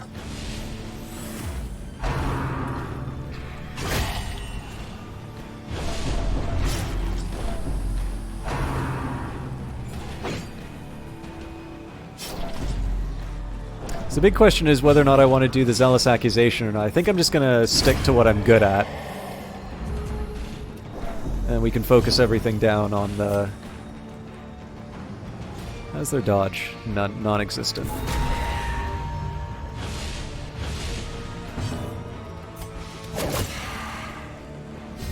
I know I've said it before, but if I can, I kind of prefer to focus on one target as opposed to just do an overall... like a gradual diminishing of the Remind yourself of the enemy units, and it's mostly just about removing sources of damage as quickly as I can. An old journal entry. Finding the stuff is only the first step. I always keep my torches in my books too. Okay, surprise is lucky because obviously we're gonna have some stress problems if we can't get rid of the madman in time. Impressive. What's the bleed looking like? Okay, so I need to do one more damage to him. I think as much as it pains me to waste the thrown dagger, not having to deal with a horror makes me even happier. I'm going to do something weird here. I'm actually going to do a stun. And this is just... I'm kind of hoping to be able to get away with removing a source of damage for one turn, because I'm pretty sure we can get rid of them by the time they attack next. We'll see if that turns out. Another one falls. Cool. I'm gonna do the weird reconstruction on the grave robber just to get them back in the fight. That came at a bit of a cost, but 6 health is manageable. And presumably the Crusader will finish them off. Another Good work, abomination Olaf. Cleansed from our lands. Okay, so what do I want to give up to get a bust? Probably I can get rid of the torches. I may also be able to get rid of the shovels, but I have a feeling the game will mess with me. The promise of safety.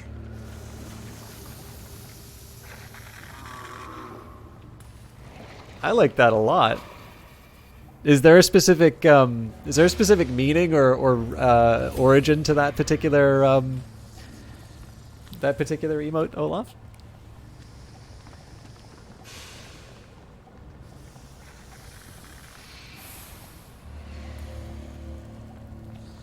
Sorry, I just need to send a quick message to someone.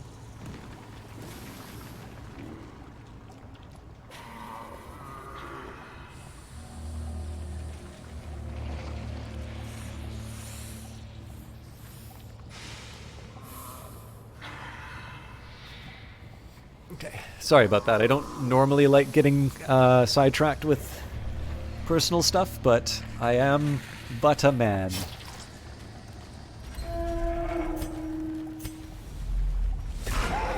Okay.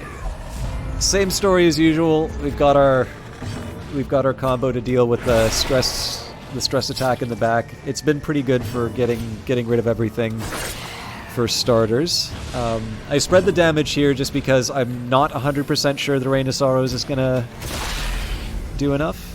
So 4 damage for... Okay, cool. So they are toast.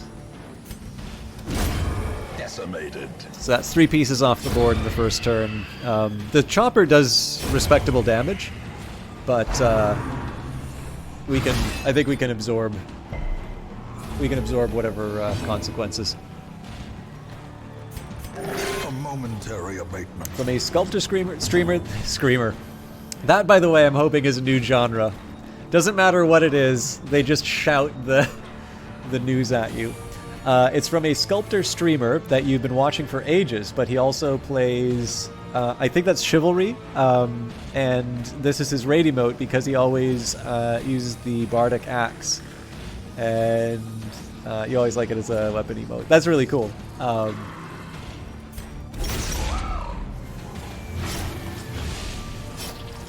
I will say, this is not a disrespect to the people who've recommended stuff, and it's, maybe been just a different taste or that, but Olaf is actually one of the people. So there's a few people who seem to be sort of like the choosers of good streams. Promises success. And Olaf is actually somebody who's done a really good job. Like, I met Olaf through a broadcaster who I met in Vancouver, Miss Ariella, who...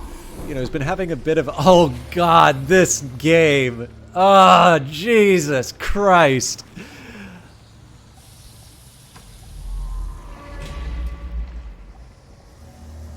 Anyways, I had the pleasure of meeting Miss Ariel. But yeah, Olaf is actually somebody who, when it comes to streaming recommendations, kind of holds a little more weight for me, because he's like got a track record of finding sort of weird and wonderful streams. So obviously there's like the personal connection with someone I know, and he's an excellent mod. Very patient mod, actually. I think he puts up with quite a bit more than what I sometimes think is sort of the call of duty for mods. Yeah, it's. I mean, again, I don't want to be nosy. I know you like. I know you. Getting very late for you. Good night. See you guys. V, thank you very much for hanging out. I'm sorry you didn't get a chance to see your character in action, but thank you for volunteering to hop on the stagecoach and cleanse the hamlet from its corruption. Yeah, it's nice to have you.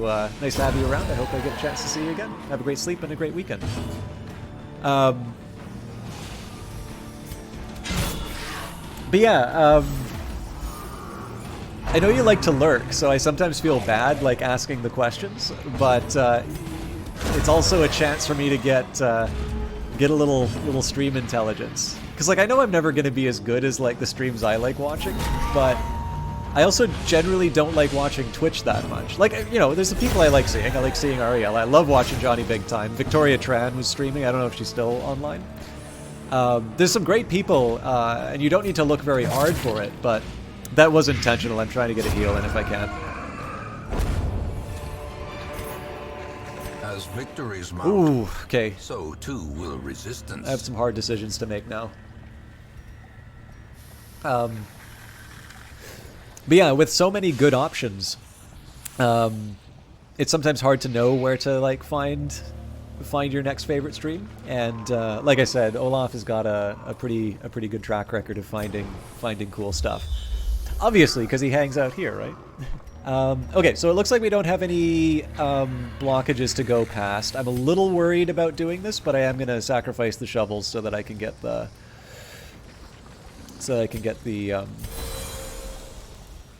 crests.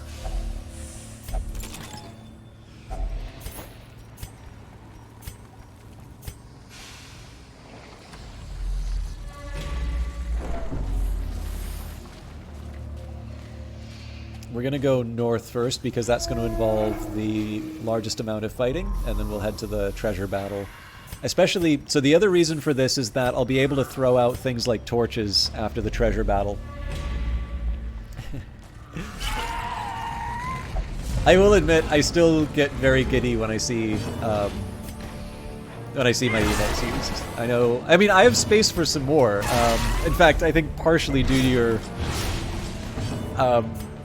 slightly disturbing amount of generosity, Olaf. But I know I do not have the artistic abilities to pull off a. I'm gonna stun because I know I can't kill it on my. Well, without a crit, I know I can't kill it. But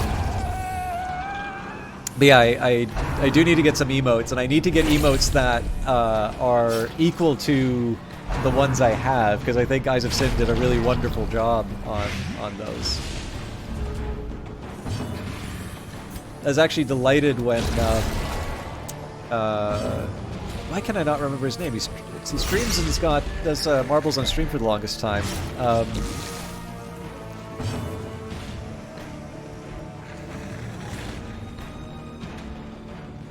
Why am I drawing a blank?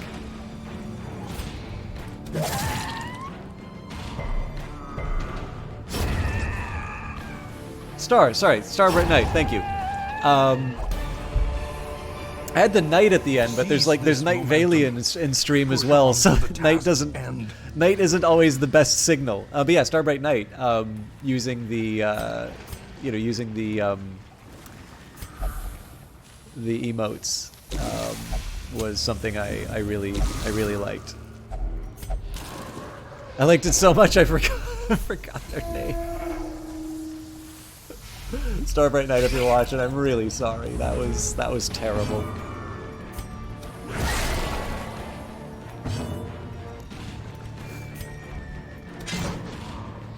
Actually, it's just as well that missed, because I wouldn't have been able to do this.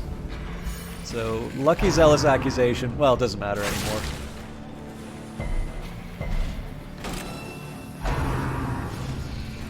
I'll do the Zealous Accusation because we should be able to move before them anyway.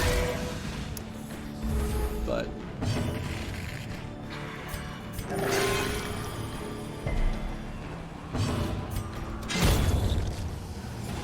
we sort of bungled the one-turn kill.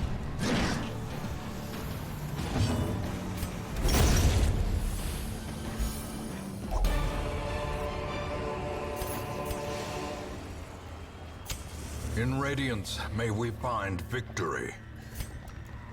This can only hurt me.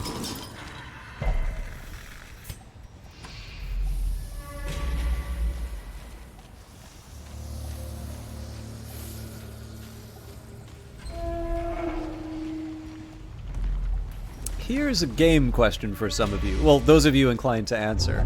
Has anybody here played the game Stalker? This is, I think, from 2008.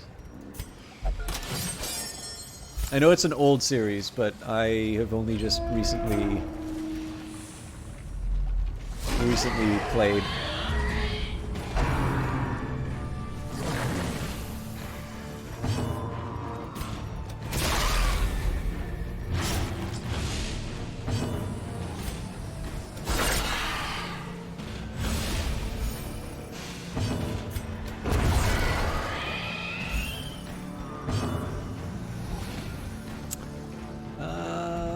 Six damage. Zealous Accusation might work. I'm gonna go for sort of the hero. Yes! Doesn't matter what damage we take, we're gonna win. You jerk. Carlos played the Stalker game, even pre-ordered Stalker 2 until the NFT. I didn't realize there was a NFT thing. Shadow, yes, I believe Shadow of Chernobyl is the first one, but so is it Shadow of Chernobyl, Call of Pripyat, and there's, I probably pronounced it wrong. I don't know, I believe there was a third, but if there was, I don't know its name. But yeah, the GSC Game World game. So I think Shadow of Chernobyl is the first. Yeah, so I realize this is a very well-respected series. It's the... Oh, Clear Sky was a... Thank you.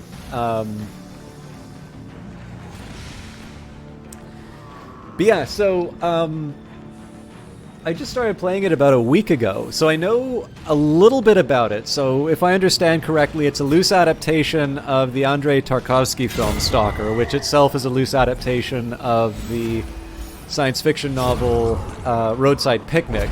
I've neither seen the film nor read the novel, but I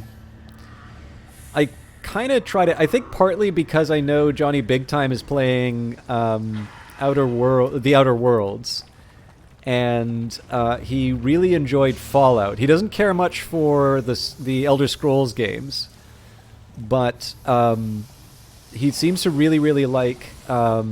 Yeah, well, for what it's worth, Carlo, like I've seen Andrei Rublev and did I say Nostalgia? I really liked Andrei Rublev. I know I've got a friend who seemed to be very affected by Stalker. Like it is something that has translated into their creative work, I think.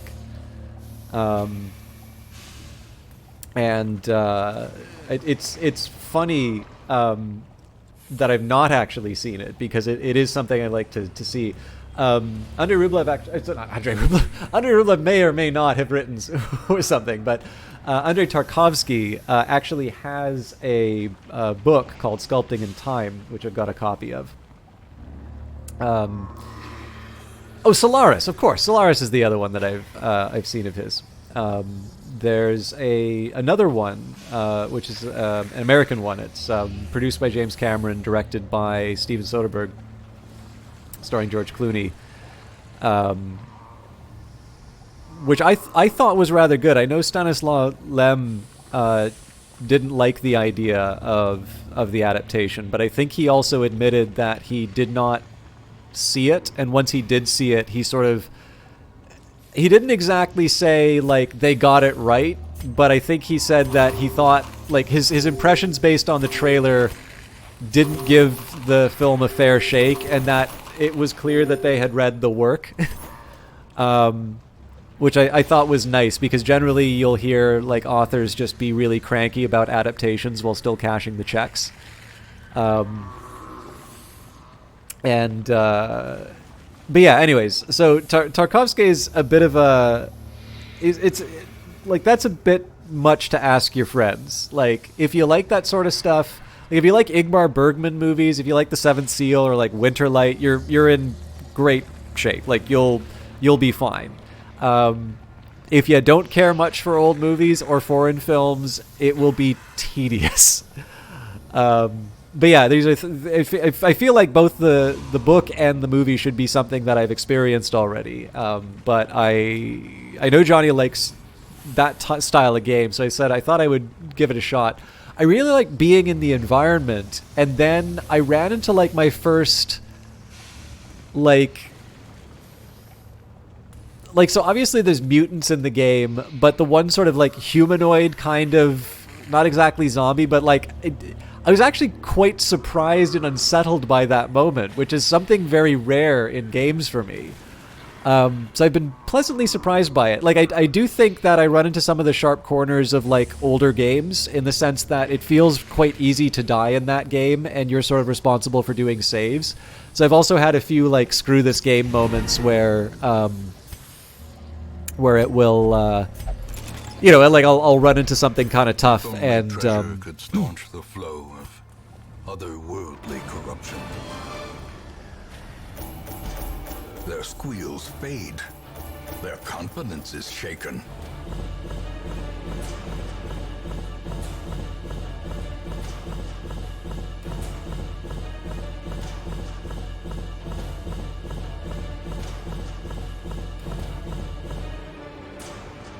Sorry, right until release, you mean? Until after? Sorry, you mean for the... Sorry, I'm not quite sure. I'm just catching up with chat now, Carlos. So was this Lem's response to Solaris? I could be wrong. But yeah, sorry, I didn't hear the NFT stuff on Stalker 2. That's a shame. I do have some thoughts in terms of people's responses to NFTs, which I've been meaning to write down, but I Like, it's one of these ones where I probably have, in terms of my own feeling about current manifestations of NFTs, I think I have a fairly mainstream point of view, but there is a particular point I want to make, which I think will be taken as being more sympathetic to them than I actually am. So, because there's only so actually, here's the funny thing. I've done this a couple of times about things, and one of them was an article called Epic Should Buy Bandcamp. I started writing that about a week and a half ago now. And like, I was like, you know what, people are just gonna get annoyed by this. It's like, I'll write it, but like, I'll like give this a bit of a break, because I just don't want to deal with like the comments that this will inevitably bring up. And of course, Epic scooped me by actually buying Bandcamp, so that article's useless now. But is your sarcastic comment on? Oh, right. Yeah. Okay. No, I get you. Yeah. But yeah. So with that in mind, like, now that I'm clearly suffering a penalty for sitting on what I think are decent article ideas, I probably should just man up and write it. But I also, like, where I can, I would like to be understood and persuasive where I can. So it does result in maybe more delays than I would normally be, or than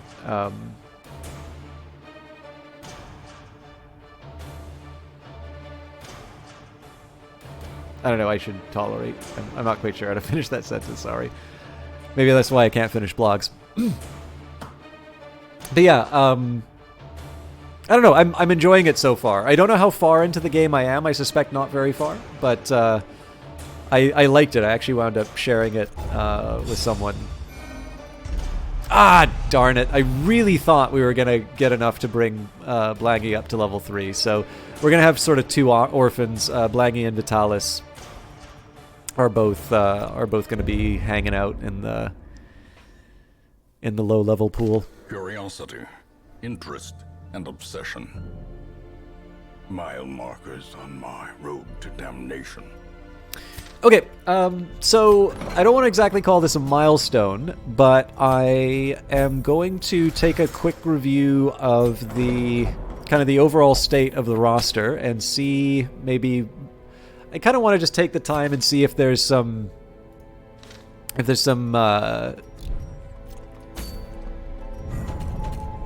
want to see what I can sort of move towards now that I've got some people leveled up. There's the Stalker Anomaly mod. You know, I don't play nearly enough mods. Okay. I don't think I'm gonna mess with the roster.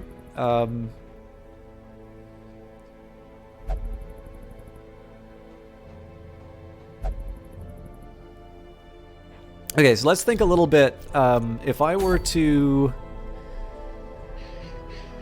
try and go after the drowned crew, I'd have a Vestal, an Antiquarian, sort of a Shield Breaker. Yeah, so clearly we're not ready. So, I mean, if I want to kill the drowned crew, it's as easy as just taking a bunch of level 6s and going to town. But I generally try to use these fights as an opportunity to level people up.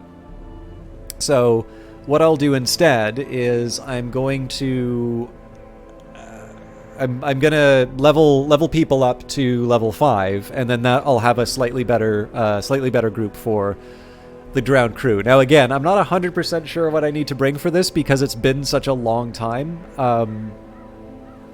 So it would also not be bad for me to try and think about sort of the positions that I'm going to be working with. So for instance, the Vestal would be in a position 4. If I'm going to bring the Antiquarian, that would be position 3. More likely I'll bring the Occultist. So maybe what I'll try doing, let's bring Wissant, because that's obviously going to be bringing someone up to level 5. Let's also bring the Occultist. Now, Olaf is currently being treated for the Black Plague, so we can bring along V.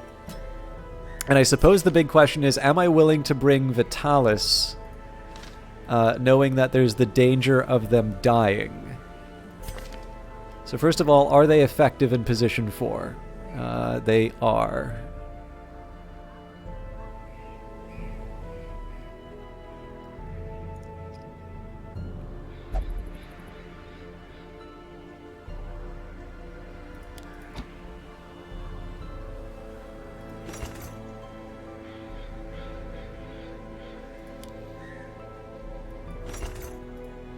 Okay.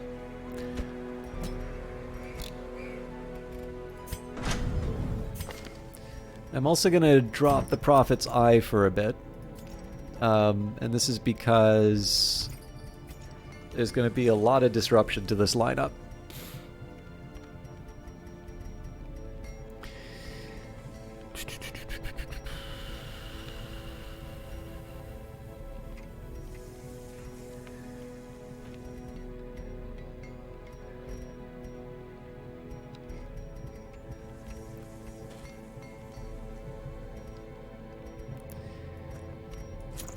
Extra stress isn't great, but this is my healer. Okay, so first things first, let's gear up.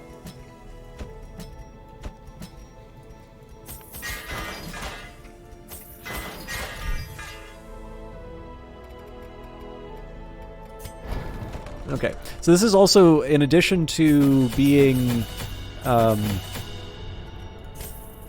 in addition to being sort of under... Oh man, I have not read any of these descriptions. Okay, so the Grave Robber is a versatile and nimble combatant, moving back and forth through the ranks with ease. She strikes without warning and retreats to the shadows, continuing her assault at range.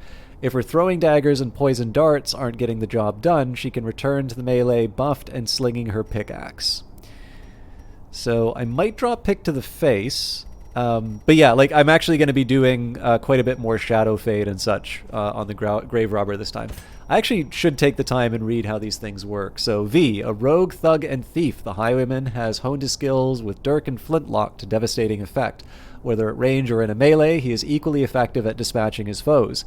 Be it a grape shot area of effect or single target bleed, the Highwayman's skills focus solely on dealing damage in a variety of ways. Shieldbreaker, a sandstorm of grace and fury, the Shieldbreaker dances through the ranks, delivering precision strikes of remarkable power, sundering armor, breaking enemy formations, and leaving the taste of venom wherever she goes. The Shieldbreaker is a remorseless combatant.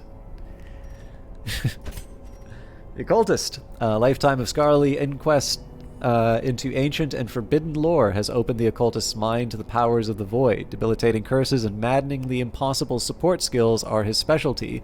The void, however, is an unpredictable power, and consequently skills' effectiveness can vary dramatically and usually come at the cost of light or stress. I may want to level up Sacrificial Stab in this case, but I don't think... Yeah, I don't think I won't do the others quite yet. Alright, now I'm caught up on my reading.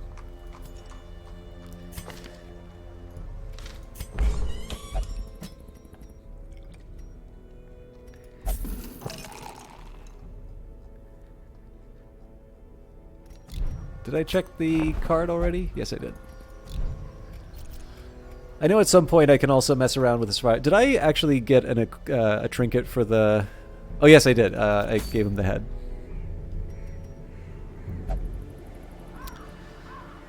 Well, the concern. I've seen nothing horrific. This quest is beneath my experience. Okay, 100% of room battles scares me a little bit, but... I'll live.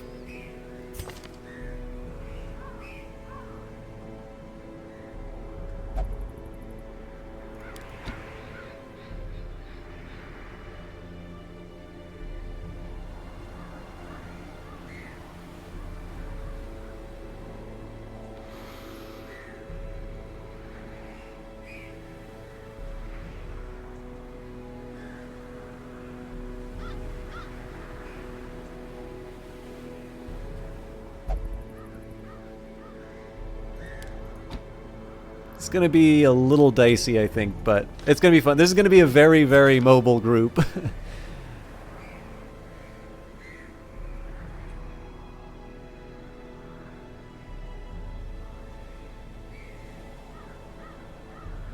have a lot of forward. Yeah, I've got a lot of forwards, but not a lot of backs. So maybe I should. Well, they're position 1 backs though, so I guess this will work. All right, let's. This is gonna be. Yeah, this is gonna be kind of funny, but let's see how it goes. Okay, class restrictions for my highwaymen. Shameful lock at accuracy crit, but at the expense of stress.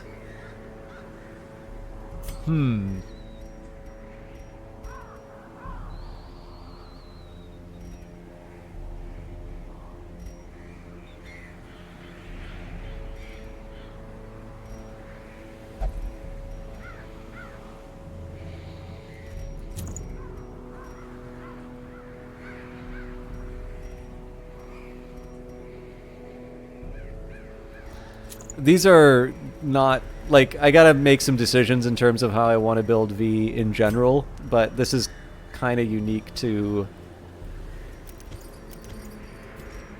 the current loadout. I think I can deal with a little more stress. Let's give the shield breaker a hat. Oh, do I not have any more hats? Feels like an oversight.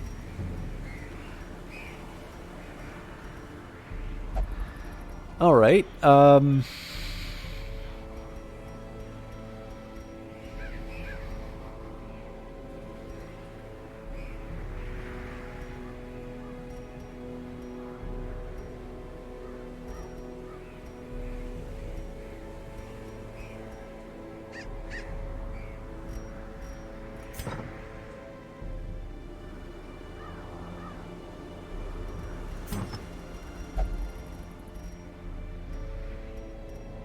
I should put the ancestor's portrait on the flagellant. Sorry, I'm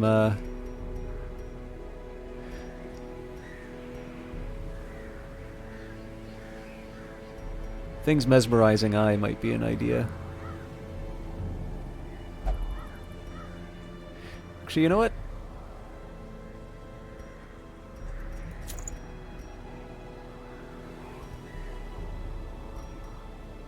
Yeah, man, that's a... It's a scary combo.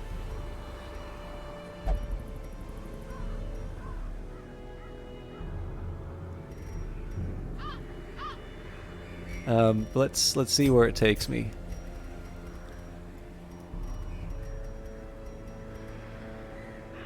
Oh, I like that quite a bit, actually. I don't really feel like I'm going to be doing a lot of ranged attacks here. Okay, I mean, I think speed's not a bad way. It's a pure benefit, so let's just make sure. Okay, so lunge, shadow, pick to the face. So I guess the only other thing that I can say, so there's two ways that I can think about this. Oh, okay, yeah, bonus for bladed. We'll do poison darts.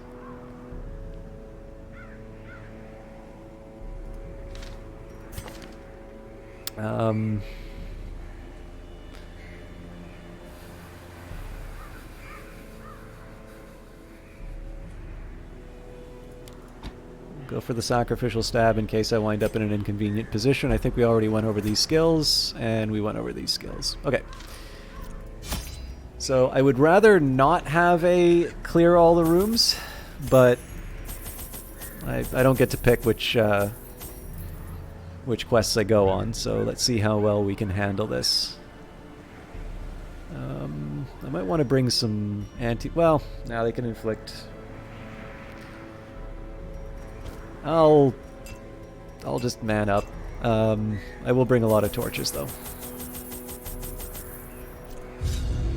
So you can kind of see by my, you can kind of see by how I load it out that I don't think it's very likely I'm going to use the firewood, but I think it's quite likely I'm going to just push on. And that's just because I'm bringing a lot of torches, but not bringing a lot of food. Generally, I'll bring a lot of food if I think I'm going to use the firewood, and then I'll use the firewood as late as I can so that I can replenish the torch. Corruption has soaked the soil, sapping all good life from these groves. Let us burn out this evil. Let's go left first, clear out what we can, and then see how far we need to go. Nature herself, a victim to the spreading corruption, malformed with misintent.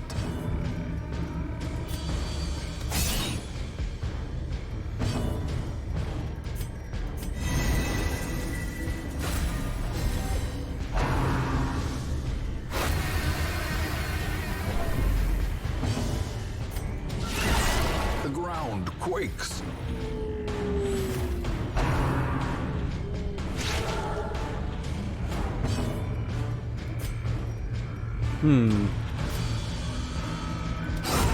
As the fiend falls, a faint hope blossoms. Just because I can move doesn't mean I have to do the point blank shot each time.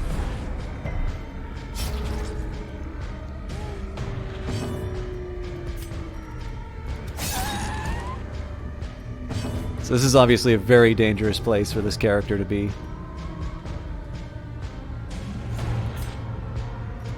I don't think it'll matter. Press this advantage. Give them no quarter. This will, though.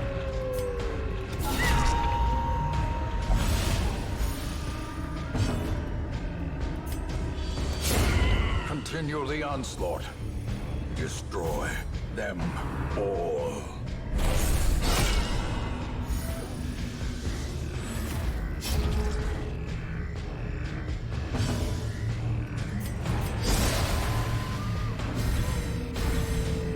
The blood quickens. Alright, that was fun. Success so clearly in view. The big question is, I have no idea is where it I want merely a everyone trick at of the the start of light? the turn.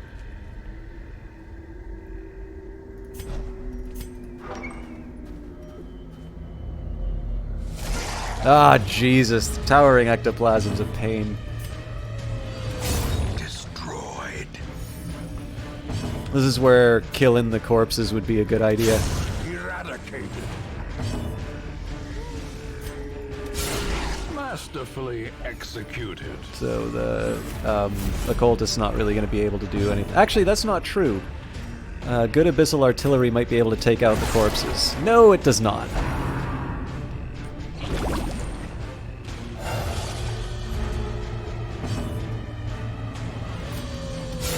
Precision and power.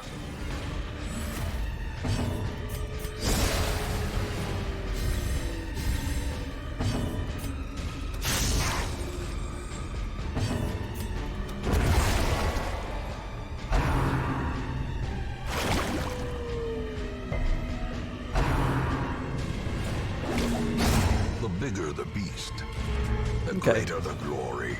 Starting to look good. Let's take care of some healing while I can. Alright, that's inconvenient. Decimated. Seize this momentum. Push on to the task's end.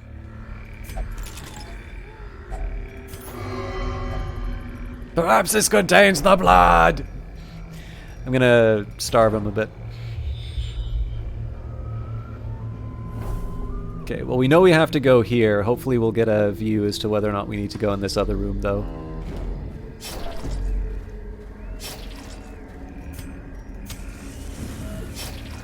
Who's disease resistant? Grave Robber I don't think has any special resistance for that.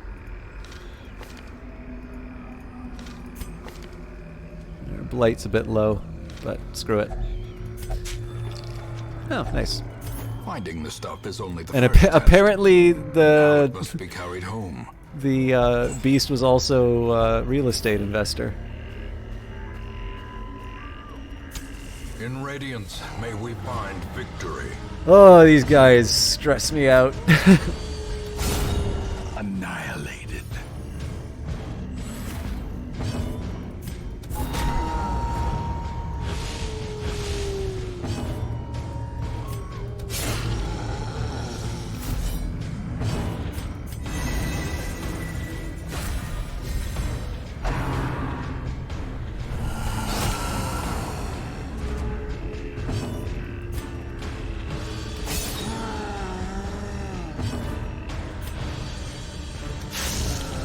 So at this point, it's just as much damage as we can on the big guy before he does his tree branch smackdown.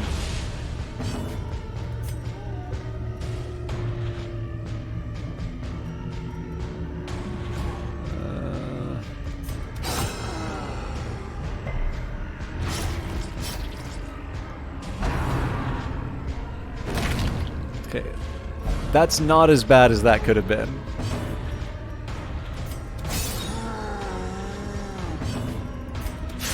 With luck, we'll be able to do, yep, weird reconstruction.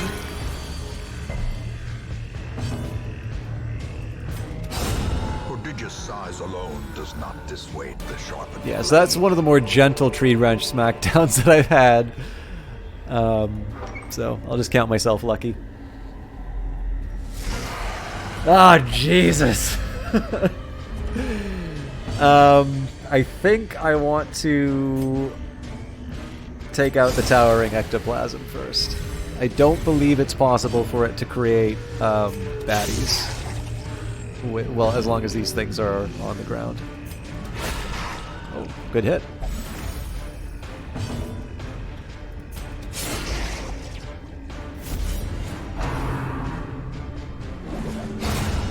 Glorious. Size has no intrinsic So they're going to be unless skipping away. inordinate exsanguination Yeah, it's just because of its ability to generate more bad guys. I mean, I think the smaller ones can do it too, but that one's just so difficult to take out that it's their formation is broken. it's hard not it's hard if unless you're dealing with like an already full Surges as the enemy crumbles. like enemy ranks. It's really hard to think of a situation in which they don't wind up generating like an extra guy. This is such a tough call. I am gonna kill the firewood though. Oh god, shoot tapestry? What do I want to give up for it? Worry stone? Who needs it?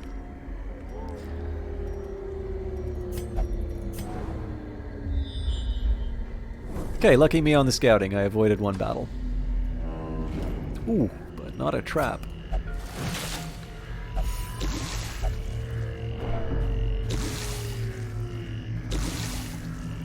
So I'm going to have to be a little careful as far as my overall health is concerned, but we should be able to get by.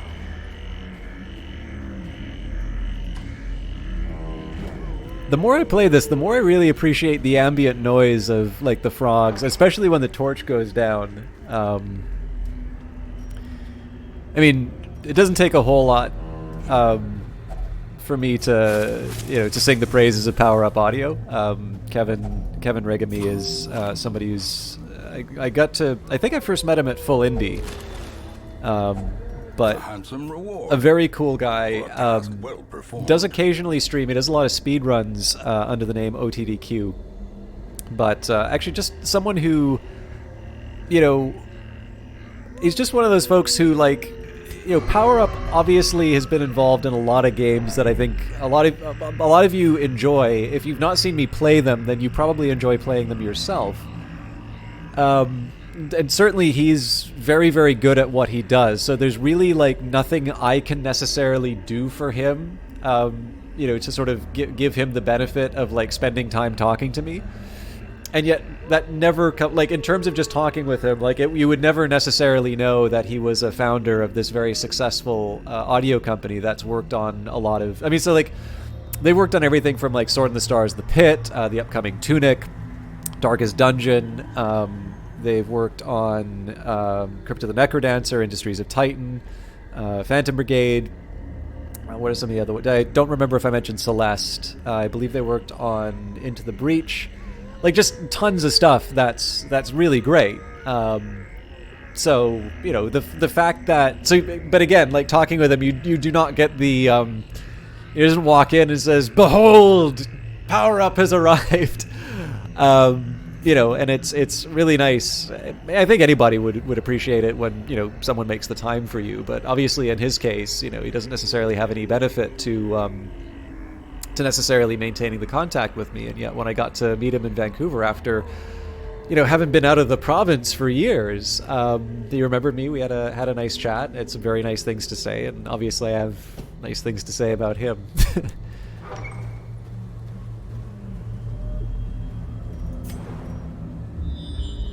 So it can't be that many more battles ahead of us. Oh, that's not true. There's tons of rooms. But the good news is we'll know we're at the end of the... We don't even need to scout to know that we're sort of... Like, basically, there's only one direction we're going, right? So the game will let us know when the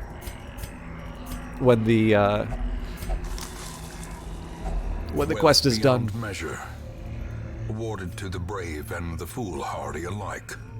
So I'm willing to take the risk on the emeralds. I'm just trying to think. Let's lower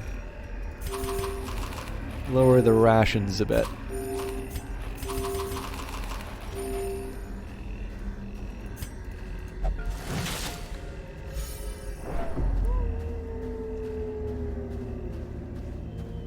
I don't know if we're going to be able to get to the drowned crew tonight, but let's see if we can get as close as we can. Okay, well, we definitely know what we want to kill first. Fungal batteries.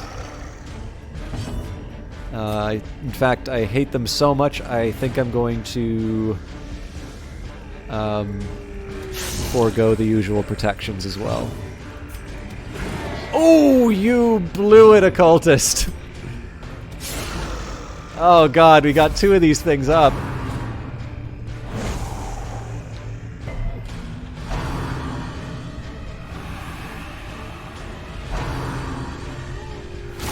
Okay, we got very, very lucky there. Death waits for the slightest lapse in concentration. That's not going to protect them from the blight, but...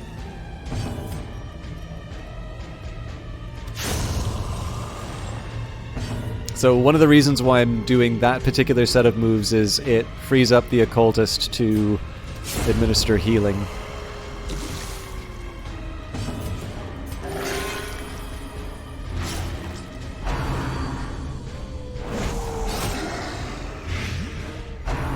So for those of you maybe unfamiliar with the way some of this stuff works, these basically the fungal grabbers wind up doing quite a bit more damage if you're... And I say wind up doing more damage. They wind up doing more damage because they have a higher accuracy. Basically, these things can mark your guys, which makes them quite a bit more vulnerable to the fungal grabbers. So generally, what I want to do is eliminate their spotters, and then we kind of get all the time we need to take out the Protection 50 enemies. They do still occasionally do damage through their groping swipes, but it's not nearly as dangerous as some of the other stuff you can be up against.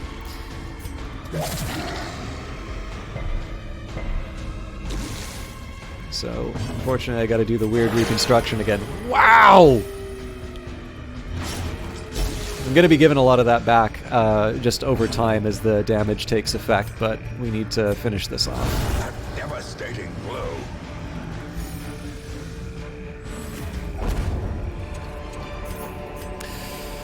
I do want crests. Overconfidence is a slow and insidious killer. So I do already have a sickening satchel, so we'll give that up.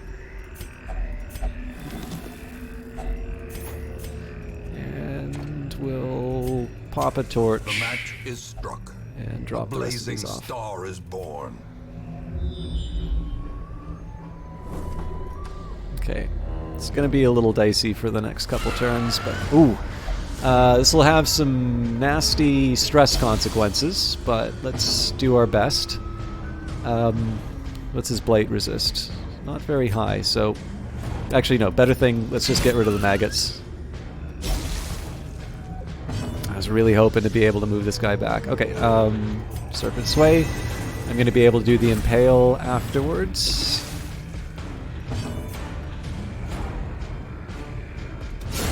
Executed with impunity. So I might get lucky with the Weakening Curse. Cool.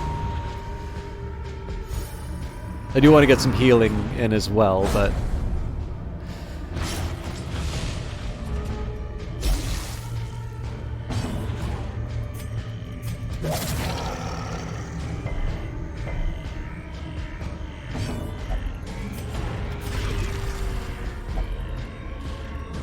Let's start the necessary work. Ouch. Okay.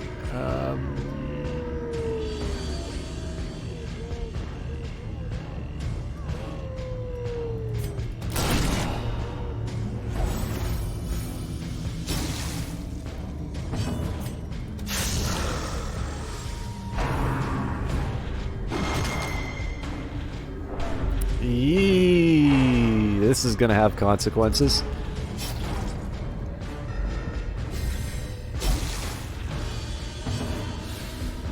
So I need some time just to get the healing in, otherwise there's gonna be some problems.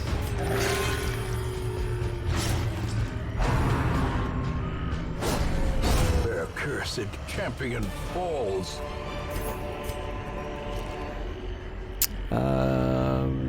Deeds. Not worth it.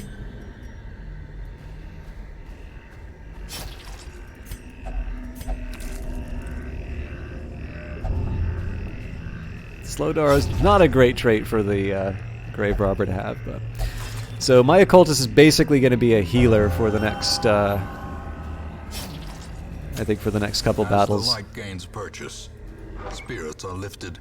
I am willing to... Is made clear. Oh, jeez.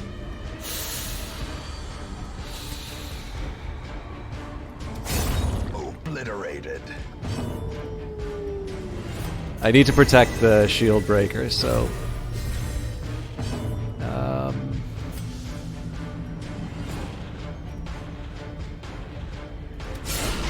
powerful blow.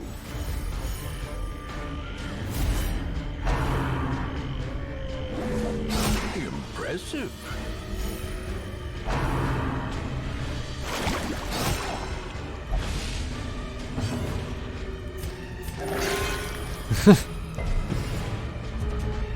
So the problem is, this is one where we actually really need to like make good time on taking out these guys.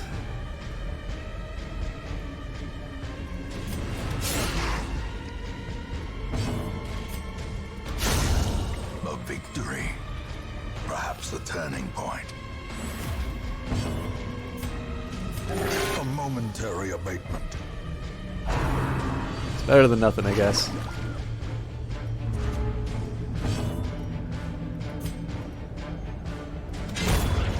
I wanted to try and go for another heal, but that could easily get out of hand. Brought low and driven into the mud. Okay, so we have at least one more battle ahead of us. Again, it's gonna... For the rest of this is just gonna get very dicey. If only treasure could staunch the flow of otherworldly corruption. But we'll do the best with what we've been given, and hopefully we'll get a scout just to see what we're up against. I said we'll hopefully get a scout.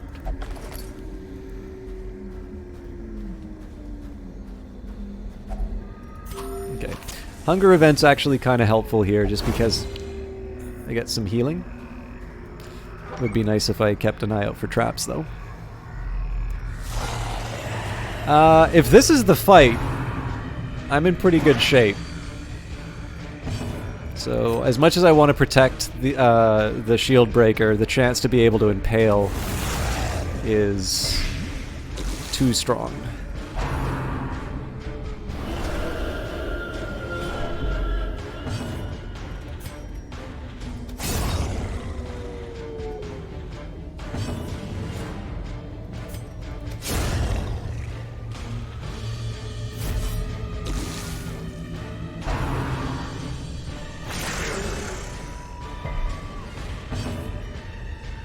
Let's get some healing in while I can.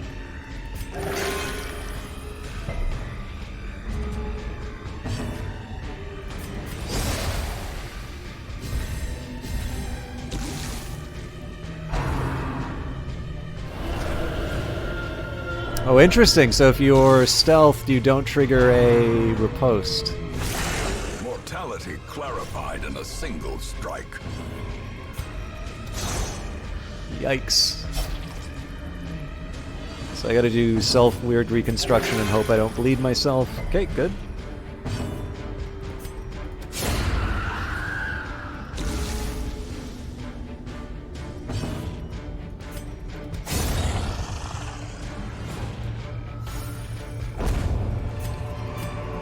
Okay, and the mission's not done, so Triumphant pride precipitates a dizzying fall. we bite our fingernails and move on. Okay, so 2 more battles and we're done. Oh, this is kind of grim.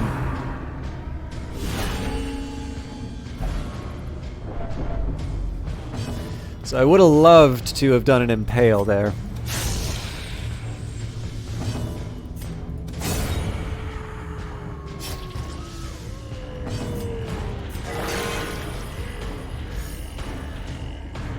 We give some of that back in bleed, but I can live with it. A decisive pummeling. So I kind of prioritized the highwaymen here just because I do expect them to take damage from an action like that. Son of a...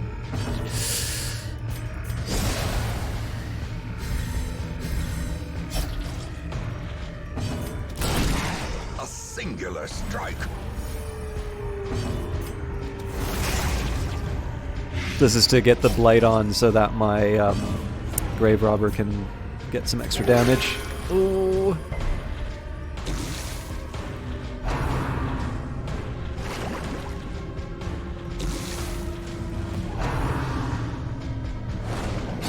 Well struck. Getting pretty lucky here.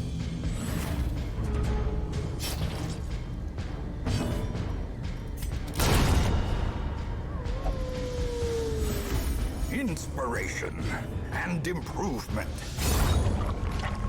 So it would have been nice to get some extra healing in, but that's These nightmarish That's a creatures tough- can be felled. They that's a can tough be outcome to say I was hard done by on.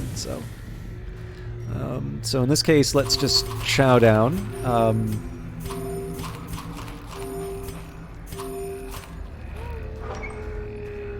It's the last battle we're gonna do. So in this case, the fungal batteries are definitely going to be a challenge. So we'll start with the impale. Is this to take advantage of the higher damage versus blighted? Okay, 1 down. I just don't think I'm going to be able to finish off the fungal battery. Thank you, Olaf. You truly understand me. Nice.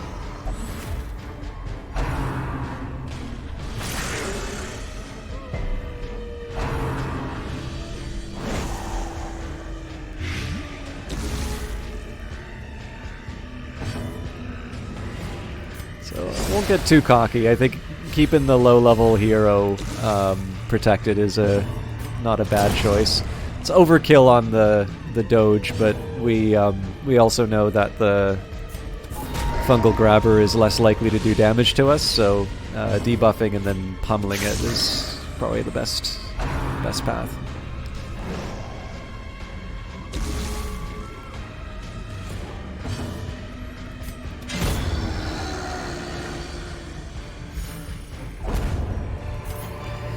Well, I'm not going to complain about more crests.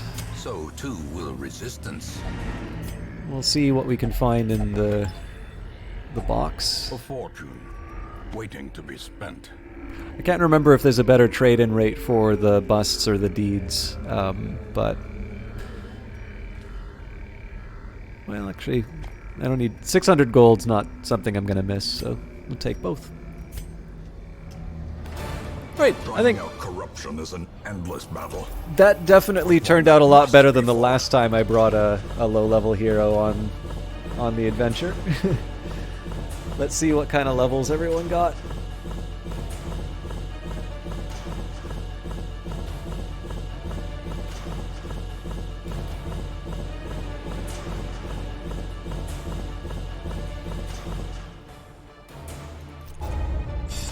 Okay, disease. Gray rot. Scientific. Lower healing received.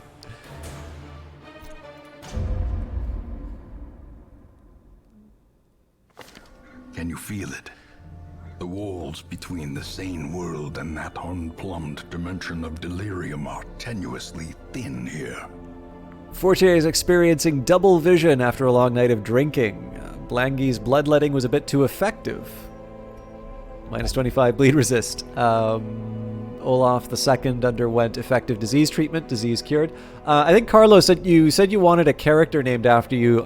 Is there a class that you'd prefer? I have Shieldbreaker, Occultist, Grave Robber, a Bounty Hunter, some Vestals, 2 Hellions, Highwaymen, Antiquarians. I have a feeling those are gonna stay. An Arbalist, and a Musketeer, and a Flagellant. And he's fine. All right. Well, let's see. I'm gonna take a second and kick out the group first. Let's deal with stress and disease.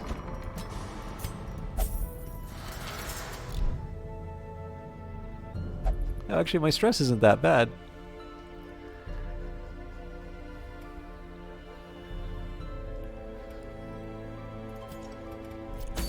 Okay, for leveling up,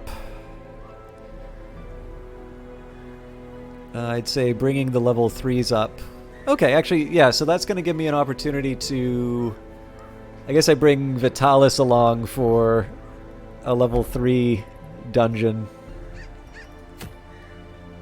Explore 90% of rooms or activate 3 infected core. Let's go for broke. I mean, I kind of want to... see, I would with the Grave Robber, except that I actually really want the Flagellant to be a bit more of a terror, so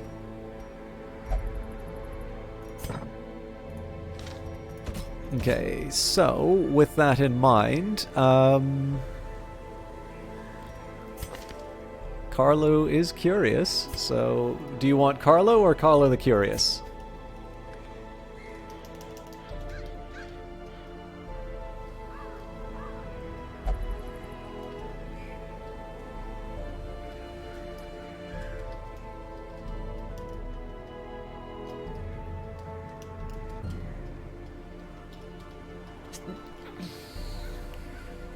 Cool. You get free vampirism as part of the deal.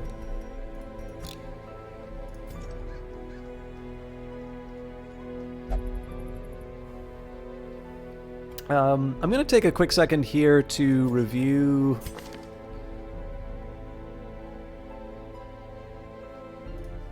I think I want to get rid of a few quirks, and I've got like ridiculous amounts of cash now, so things like low HP I should be getting rid of.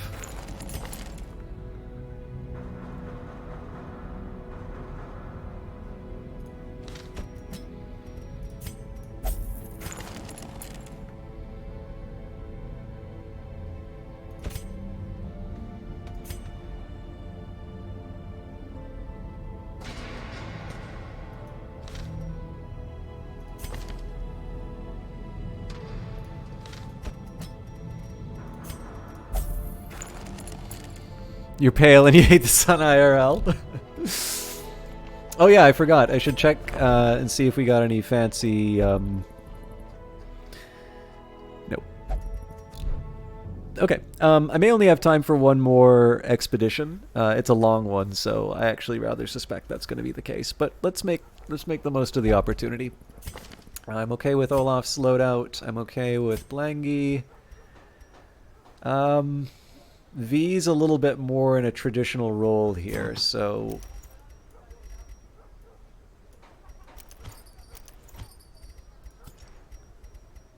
I think I want to take a second here and decide. See, the thing is that in this party, they're actually going to be more of a position 3, so I think the idea of moving around isn't quite the done thing for me.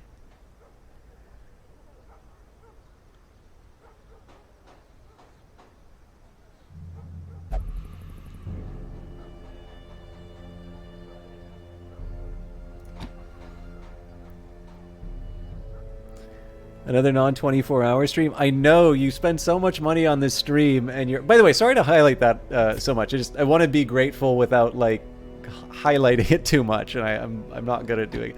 Like it's a terrible return on investment in terms of the amount that you you get for your.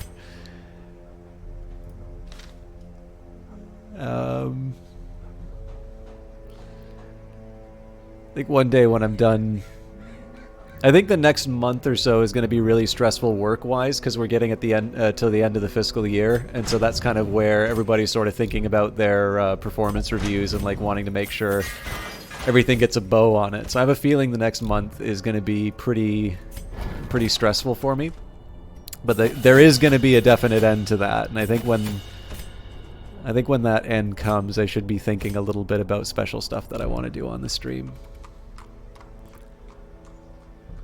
We'll be looking into these numbers, and words will be had.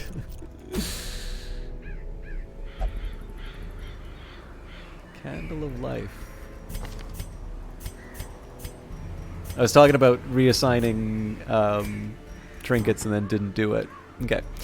So, like, it's an even balance between ranged and melee.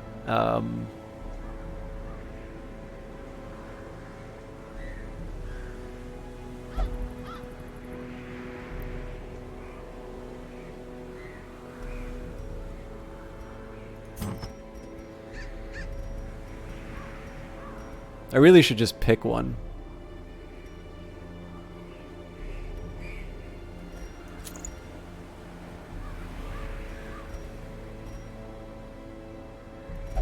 Actually, that'll work.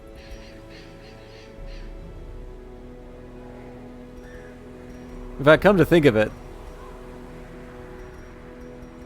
mind you, the bleed with the flagellant actually works rather well, so I think I'll live with that. So again, this is going to be a pretty hair-raising run. It's an Explore 90% and it's a long one. But if it turns out, then we're on a very nice path in terms of getting a batch of level 5s to move on the cove, and then more importantly, we are much closer to putting together a team that I think is capable of dealing with the Countess. The Flagellant is the key that we're currently missing for our run on the Countess. So I kind of want to build accordingly. 24 may not be enough, but I don't want to go too crazy on the food element, so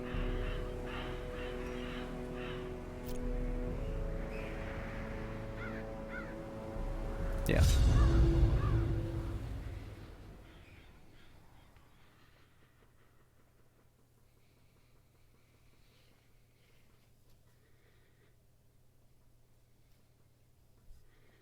Sorry, 1 second here.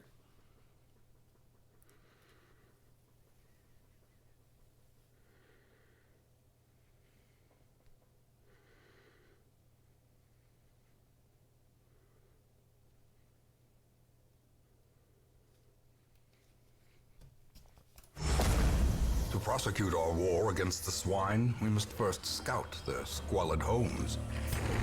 Should have checked to see what the quest said. Okay, so I'm definitely going to put a high premium on any empty rooms.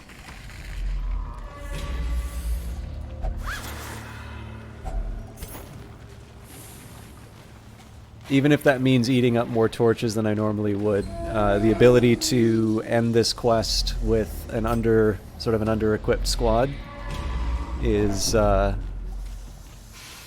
it's definitely one that I value.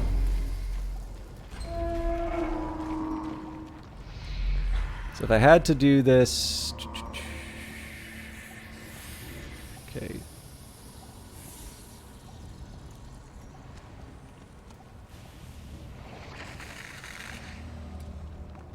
I guess it doesn't really matter.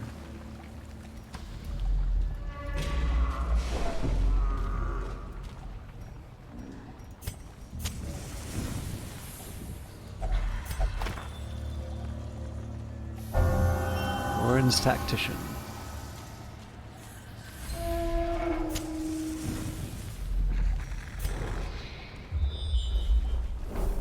Okay.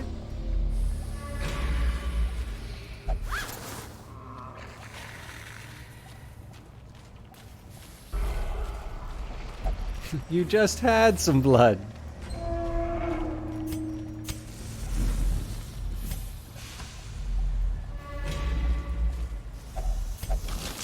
Swine are not clean folk.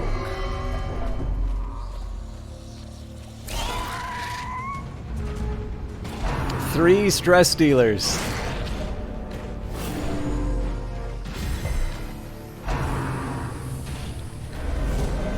Potentially 7, given the gatekeeper's ability to do that annoying escape.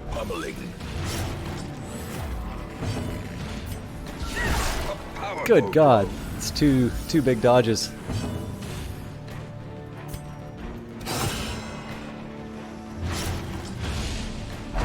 Not quite toast, but close.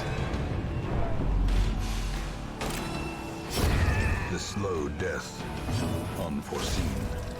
Unforgiving. So, Gatekeeper is going to be a priority because of their ability to do elusive exit. Ah!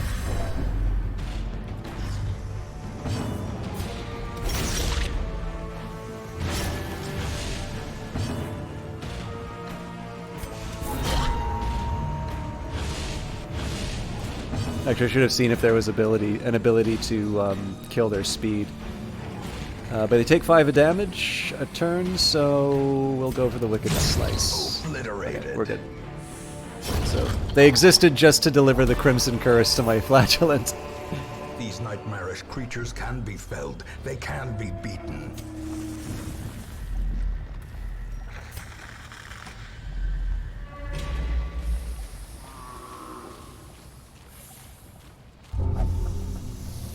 I came from nothing, but I'll not end with nothing. Yeah, good work there, Olaf.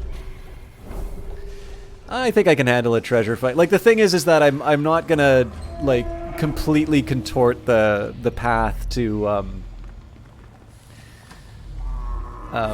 grab, like, every empty room. Just, if I can, I will, you know, like, I'll maybe go, like, 1 or 2 rooms around to be able to... And why not? You know, just to be able to minimize the potential damage I take. We require only the strength to follow it.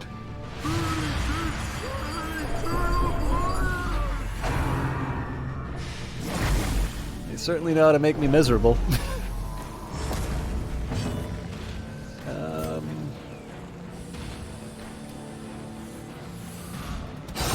I'm gonna trust in the Rain of Sorrow's Abyssal Artillery combo.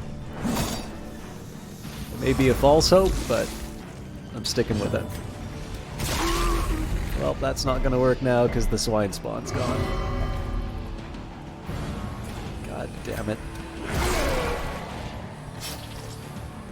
They don't have the Prophet's Eye, so I'm not losing a buff, but this group is less tolerant to lineup disruptions.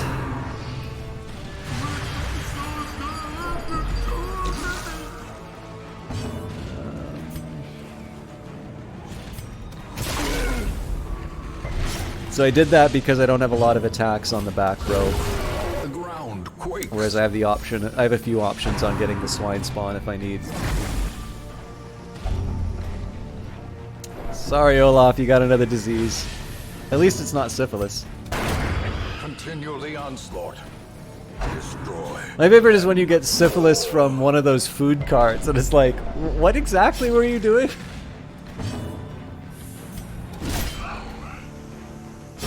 Great is the weapon that cuts on its own. That's a disappointing heal.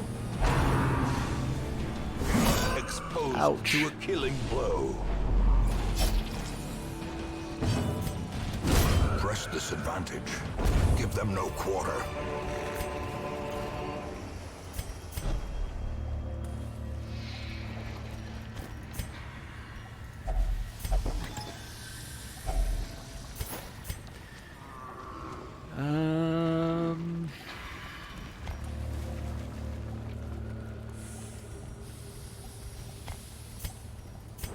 Sorry, I know you take forever when picking loot.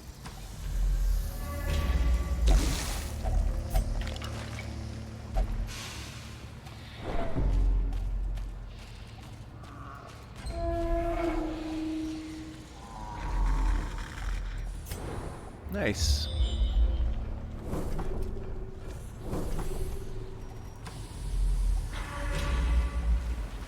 So I think fights for treasure are worthwhile.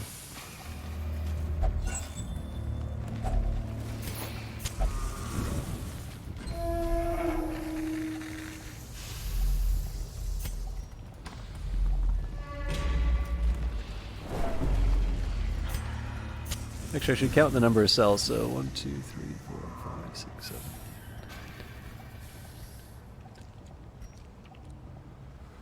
So I'm gonna take that as 18.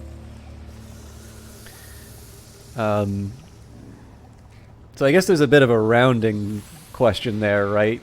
Like, do you count a partial room as like? So I guess like. It's like strict, if you round up, I think you actually need to do all but one, if I'm not mistaken. If you don't, then it's all but two. So, yeah, this is actually a tough call. I think maybe what I have to do is I'll head here, and then down, and then I sort of...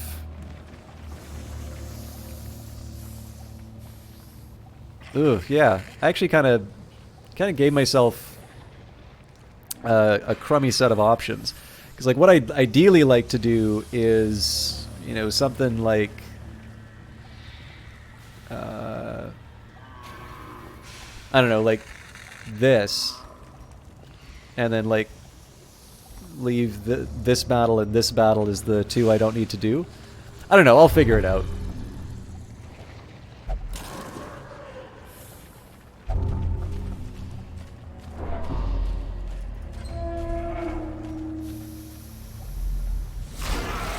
Okay, this is again going to be one where the Abyssal Artillery Rain of Sorrows combo comes into play. You clown.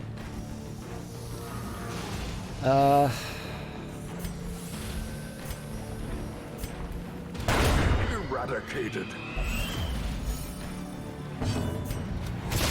I'll do the bleed that I can. So it's two off the board, but it is going to be some stress. Or it's going to blow it. Cool. So Carlo's gotta go on healer duty.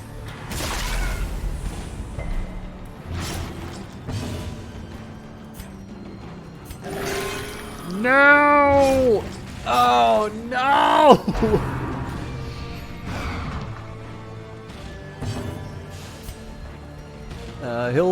He's done for next turn, so. Annihilated.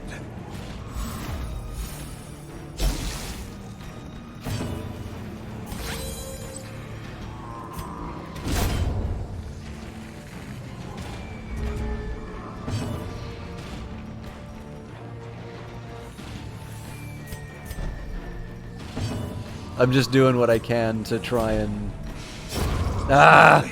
I wanted to try and go for the heal. This is how a life is taken.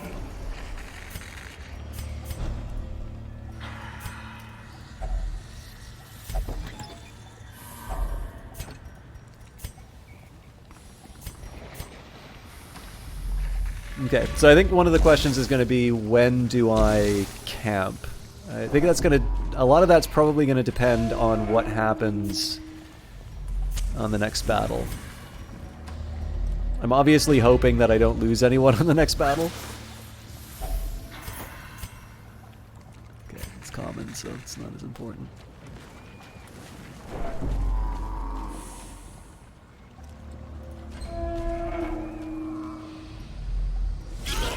Ooh, this is gonna be... It's gonna be dicey.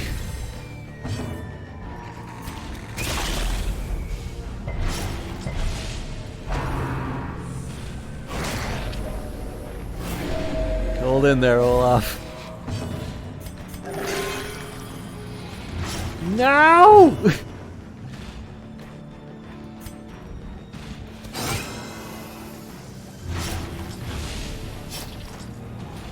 Long time. Confidence surges as the enemy crumbles.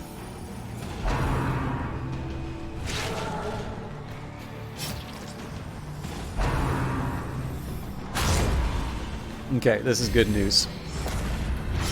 So I get to heal Olaf with the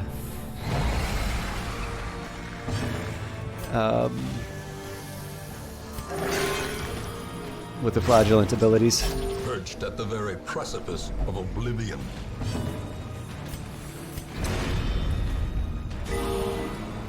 Oh, that crit. All right. Let's deal with the sycophant. Decimated.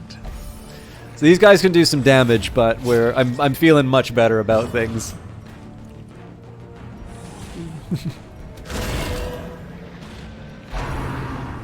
Yeah, I bet you're feeling a lot better now.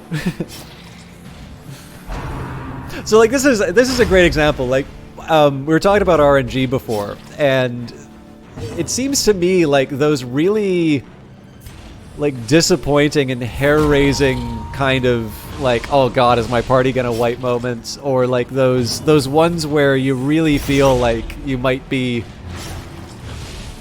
you know, you might be on the verge of just seeing it all fall apart. Like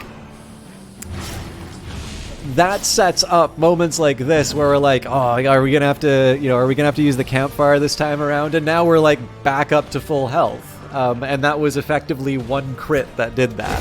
Their formation is broken. So it's Maintain why defensive. I can't get too crabby As victories mount, so too about will random numbers resistance. in games like this, because they obviously enable some of those really special moments for me, as much as they do kind of create the frustration of like, oh, this wasn't supposed to happen. So I don't know, it seems to me like we're in good shape for pressing on a bit further. I'm still not 100% sure how I'm gonna work out the different rooms, but I'll head down one for now. Maybe some scouting will give us an idea of what we're up For a against. task well performed.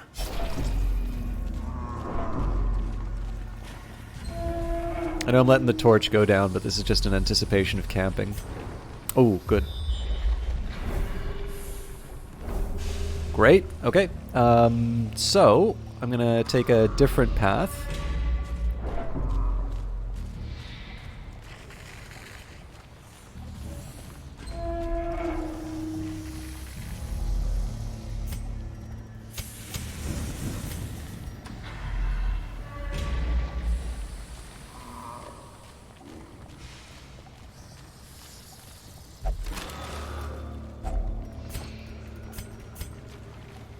I may still need the campfire, so I'm going to keep it in the inventory, but I am going to let the torch run down as we move through these different segments. Okay. I'm a little less inclined to use the campfire now. Sacre bleu!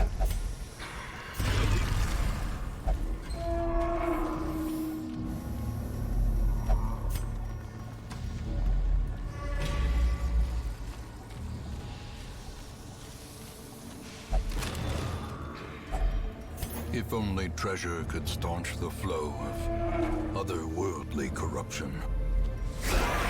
This is very manageable.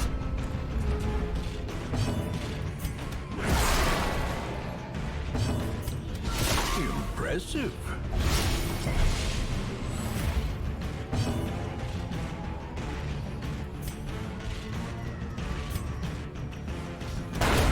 As the fiend falls, a faint hope blossoms.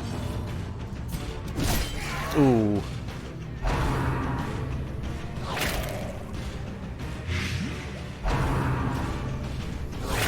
Dazed, reeling, about to I mean, this is the character you want this to fall on, right?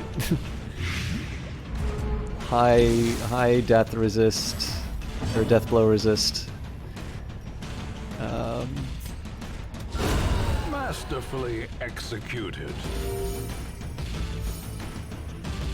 One well-placed blog will probably take these guys out. Let my debuff cool down.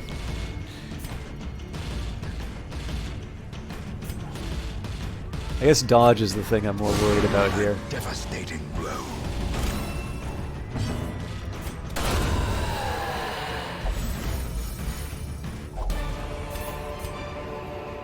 Success so clearly in view. Or is it merely You know what? a trick of the Let's light? commit to the choice.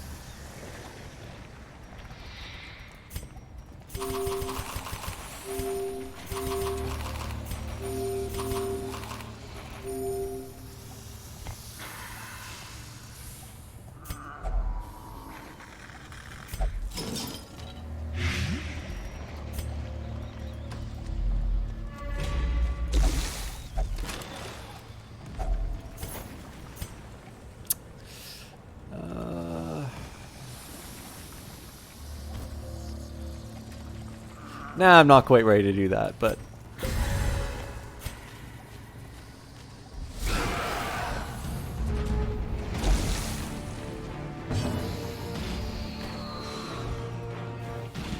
I think in this case, the... Ooh.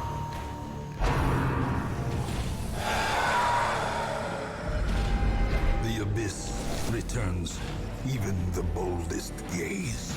I'm gonna wait one more round on this.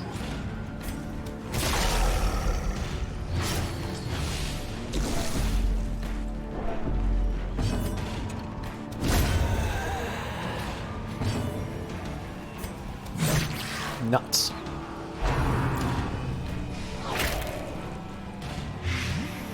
So waiting one more turn allowed me to get rid of the bleed debuff. Now what I get to try and do is take out this creature. So what I'm hoping to do is to use the Wicked Slice on the Slavering Ghoul. Fear consumes the mind.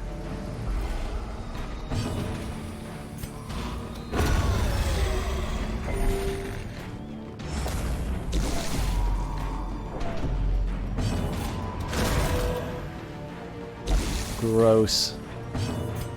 Yeah, so, or sorry, it was open vein. Okay, I'll use the pistol. I really don't like deliberately clear, or just dedicating things to clearing out corp. Ah, for God's sake. Now I gotta open the path to the others.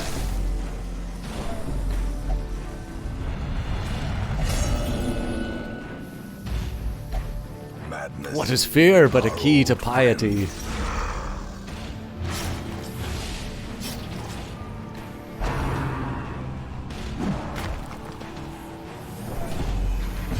It's getting a little dark in here, but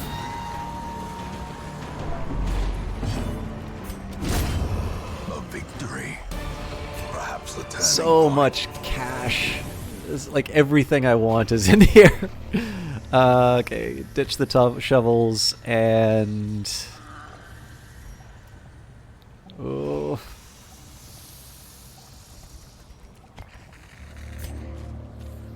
I mean, I could have fed the flagellant the blood, I suppose.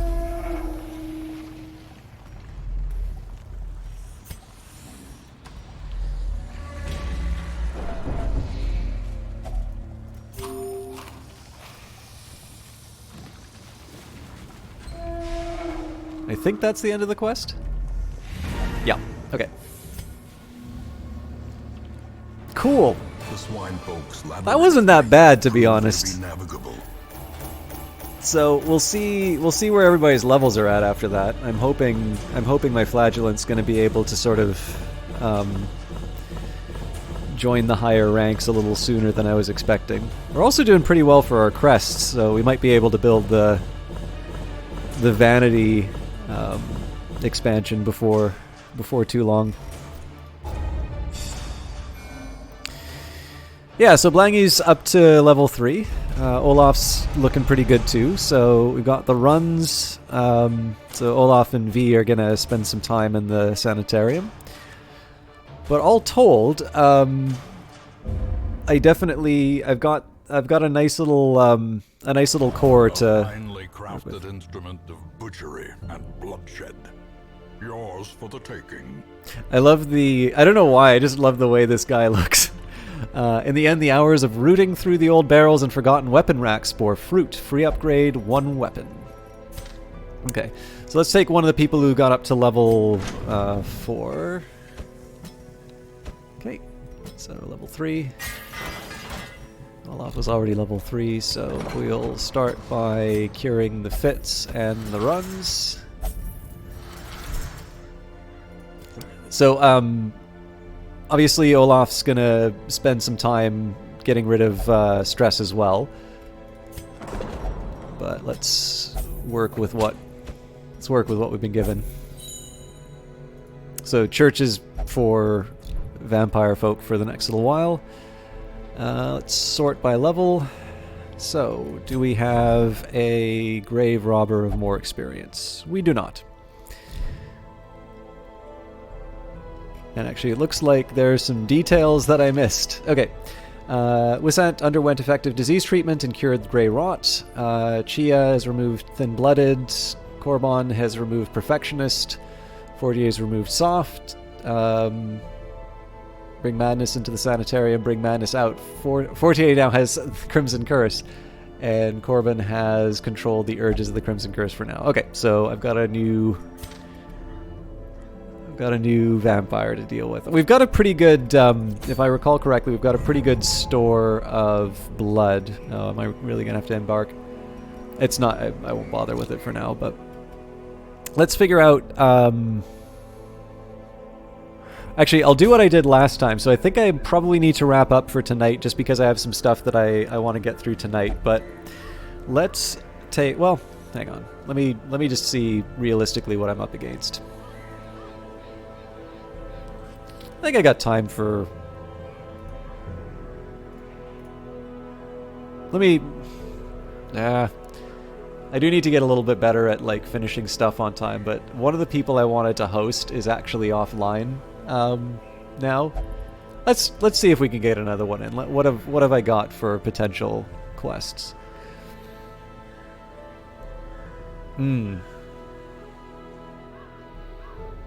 It's actually a little more complicated than I thought.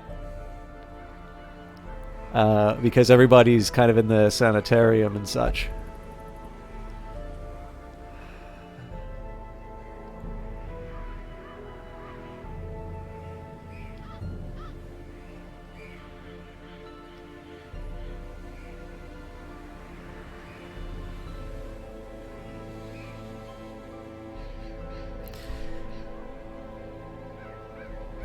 I don't like the thoughts that I'm thinking right now. But...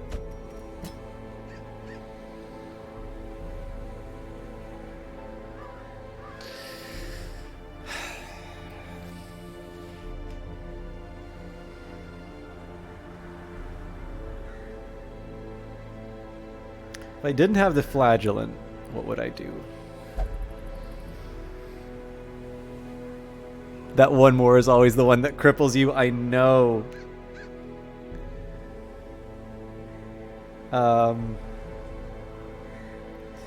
thing is, like, I don't really know what mission I would do because so many of my, like, mid-level people... So, like, what I want to do is I want to take a bunch of level 5ers to go and clear out the drowned crew, and that's quite literally the last of the bosses before the darkest dungeon that I need to do. If I go to the farmstead, that doesn't advance the day, so that doesn't help me. So what my ideal would be to do just an intermediate run that lets me level up some, like, level 4 people to level 5.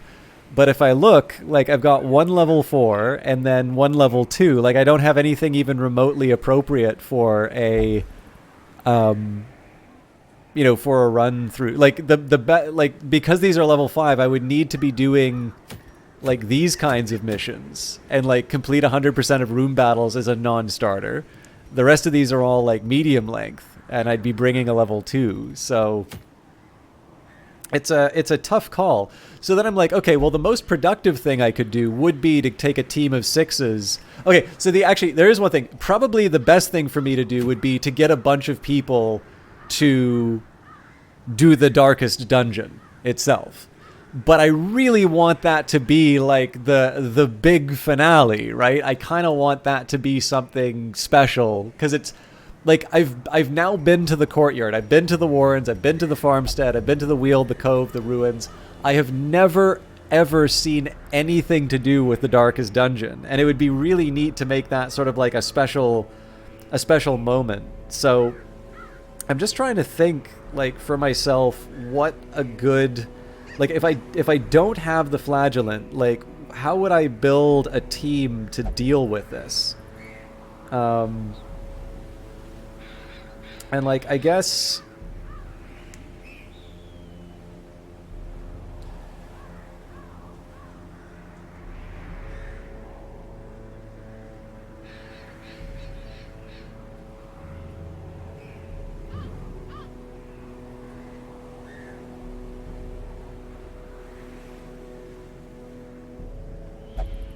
so I feel like the Man-at-Arms is kind of a must-have for this. Like, there's one for, like, a improved dodge, right? Yeah.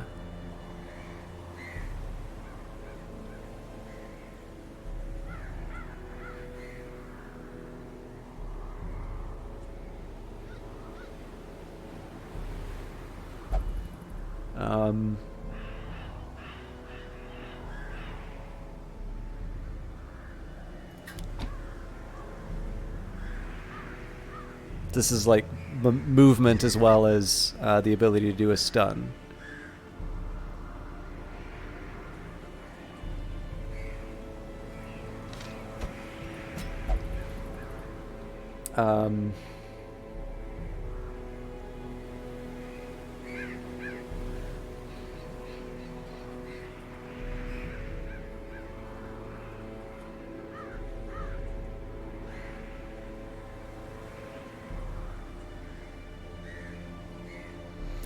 I guess as far as a damage dealer is concerned, a Hellion would be my ideal position 1.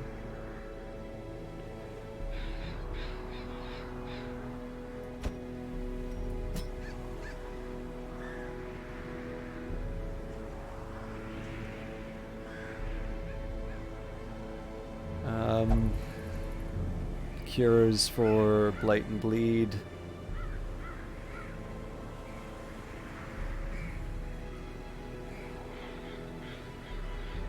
If it bleeds, feels like something that might be helpful.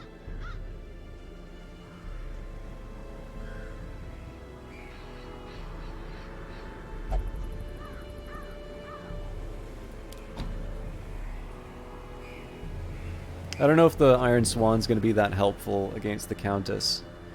So what would the third one for me to bring be? Like, the one worry that I have here is if I bring the Shield Breaker, which feels like a good choice, I don't have a good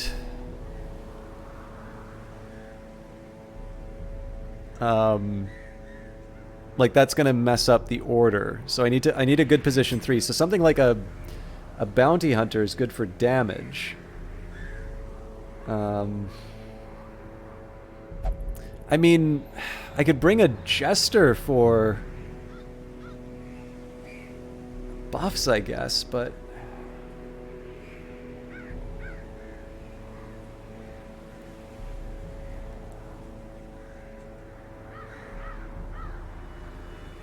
Then I have a grave robber. Maybe a plague doctor?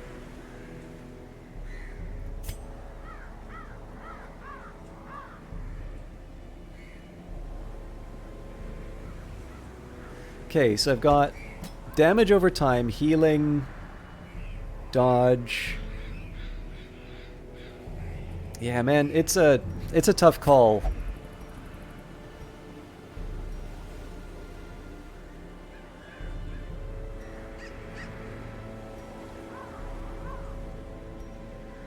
I don't know if I want to put the Martyr's Seal on the Vestal. Is there something better I can do?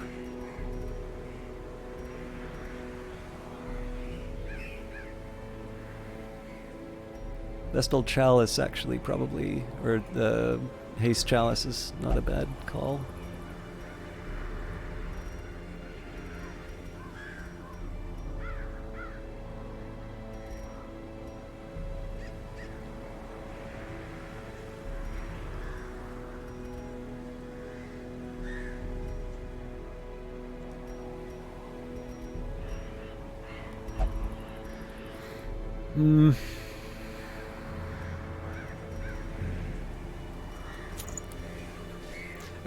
If I'm gonna do it, let's commit to it.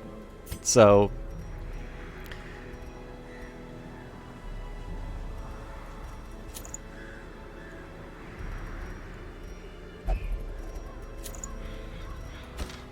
whoa, whoa, whoa, whoa, whoa, whoa, whoa.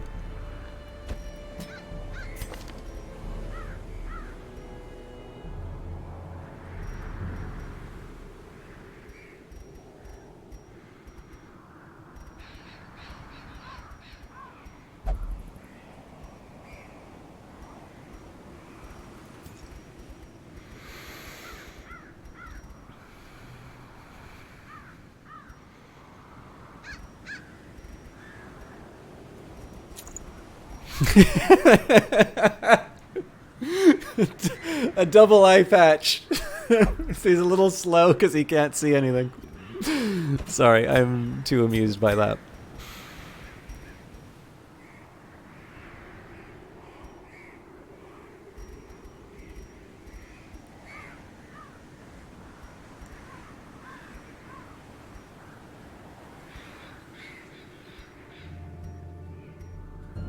God, I wish I knew what type of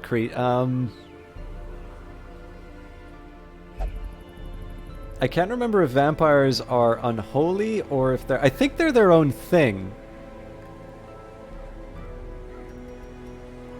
So like the Necromancer's Collar would be I think would be a good call, but I do think that it's like it's vampire or bloodsucker or something like that.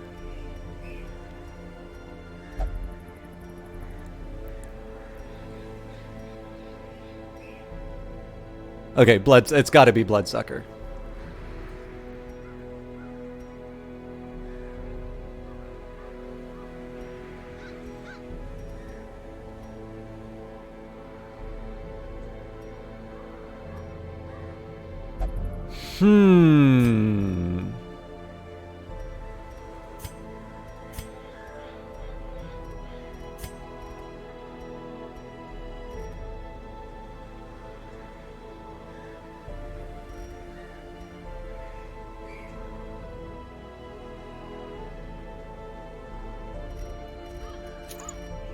As much as I want to have the double eye patch, this is the better call.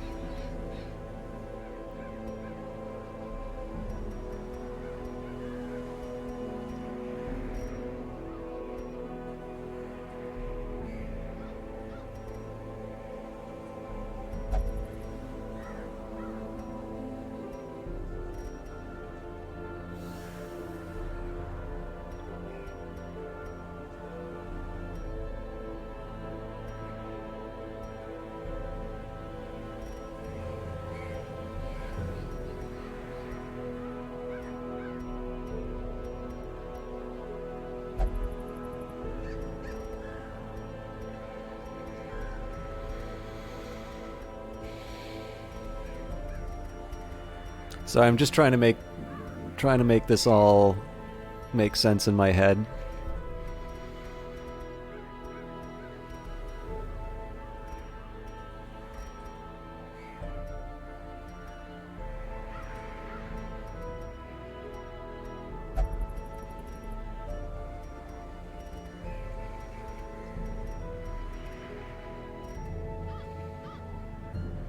Well, okay. Well, let's just go with the bloody herb.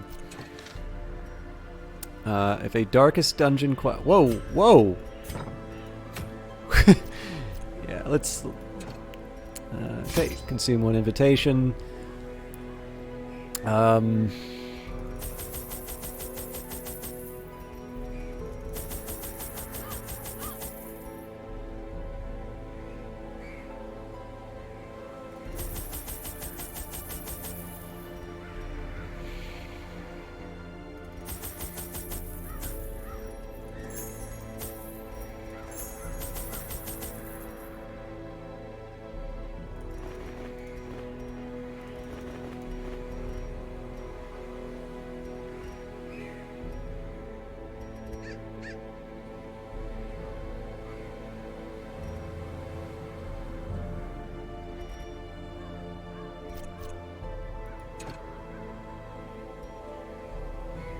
What? Fine. I mean, I've got the bank anyway, so...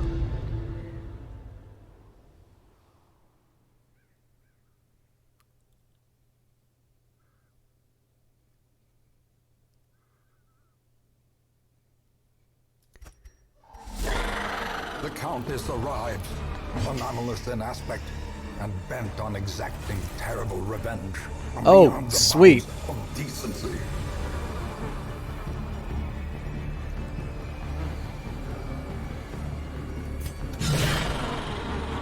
Okay, let's go hard!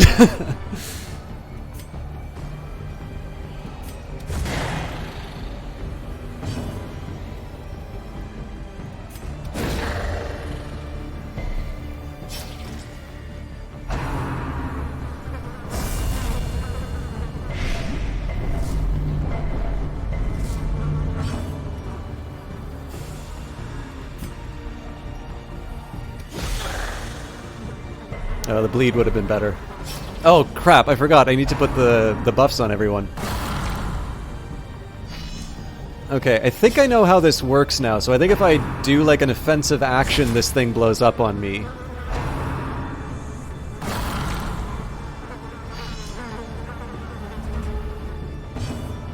Okay,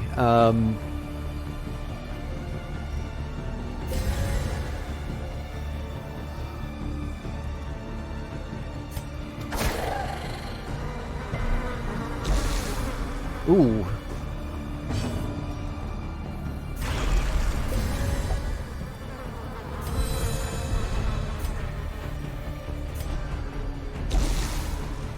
What on earth is happening to my...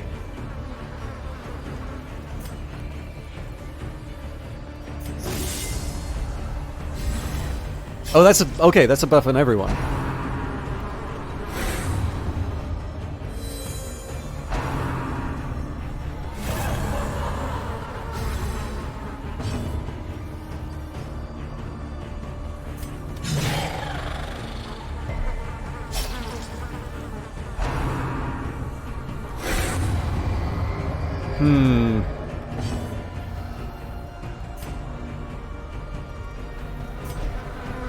So my main healer is kind of out of commission, which is not the best place to be. I think this is where she starts healing too. Oh Jesus, yeah, okay. No. I need to get my Vestal out of harm's way. God damn.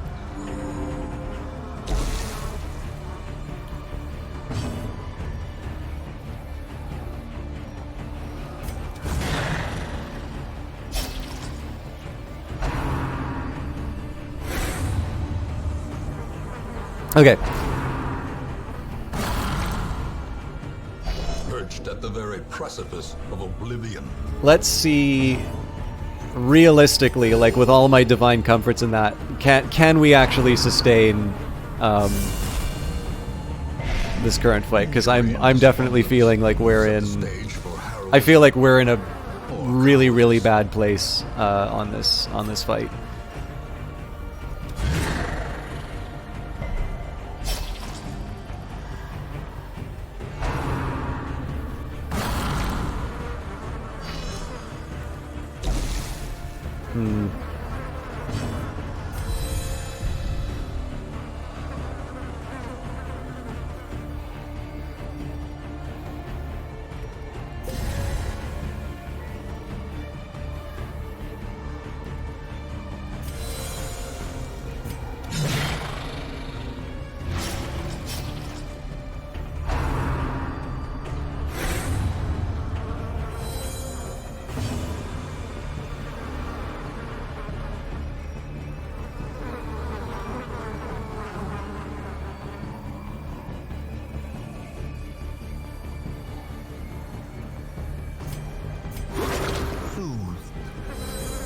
Sedated. No! Soothed. Sedated.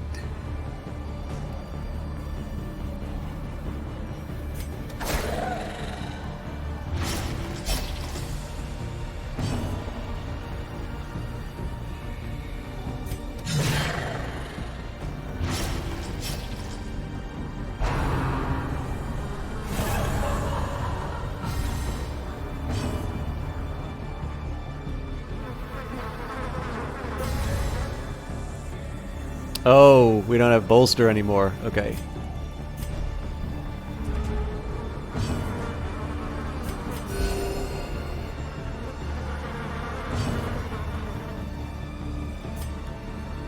So I prefer not to be doing Noxious Blast right now, but I don't want to waste another turn moving, so... Jesus Christ.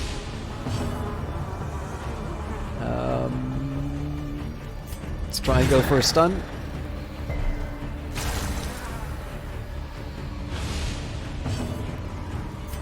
So the biggest thing I'm trying to do right now is not freak out.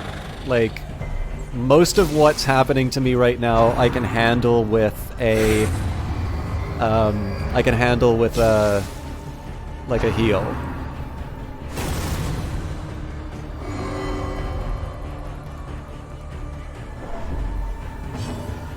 So we're going to do another Divine Comfort. She's pretty well protected against a lot of our debuffs, but she also, she's also got a lot of prot, so maybe we still keep going for things like if it bleeds.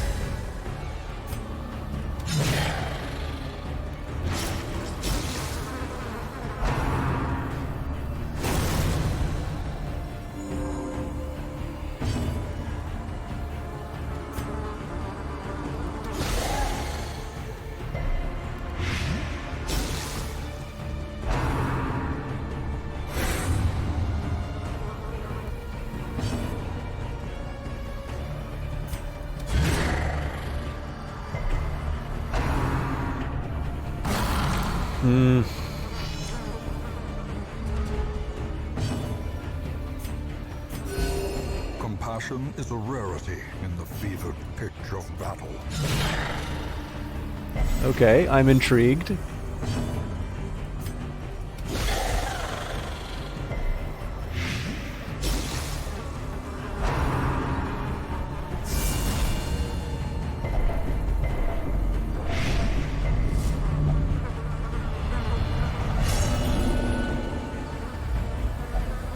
Reeling, gasping, taken over the edge into madness.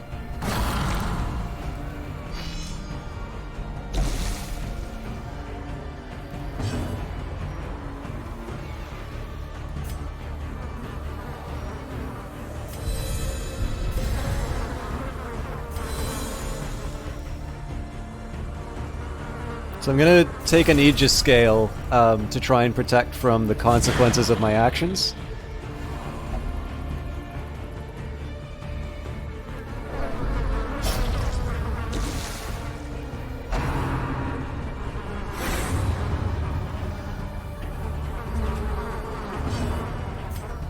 I'm in arguably the most dangerous position right now, which is there's a hope of seeing this thing through. But like, it's obviously such a dangerous position for me to be in right now.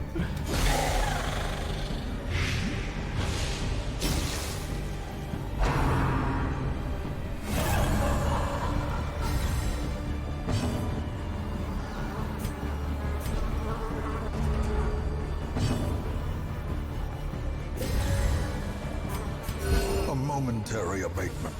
So she's gonna heal quite a bit in the coming turn.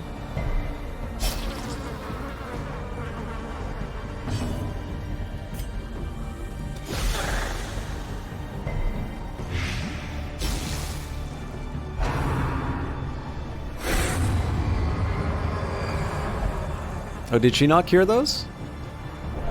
So the thirst is not going to be as effective. She's got high pro... So do I go for the Rampart? No, I just got a 165 chance.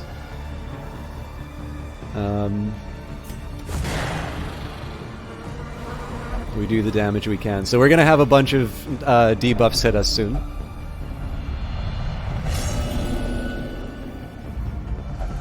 The walls close in. The shadows whisper of conspiracy. Let's keep the pressure up.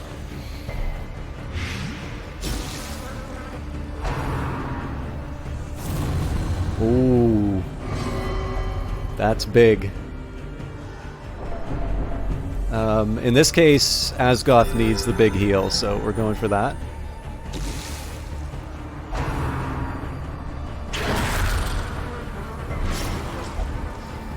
Okay.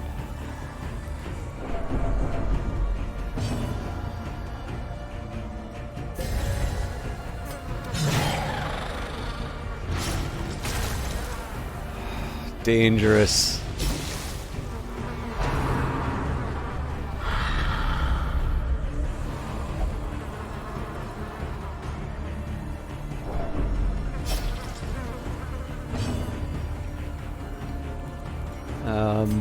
Again, the likelihood of a stun working is very low, so... But it does... Oh, Jesus, that's two characters who are in danger now. Oh, but she transformed. Okay. Oh, no! No! The soil, feeding the evil therein. Jesus! Oh, that's so bad!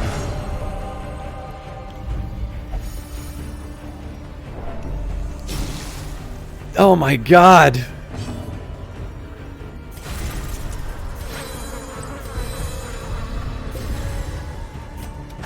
We're burning the boats. We're going all the way on this one.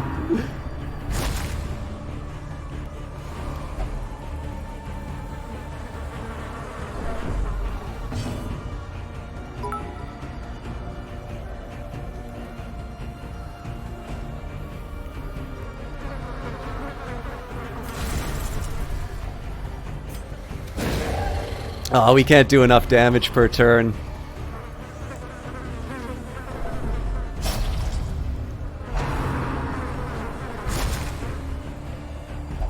We were so close, too.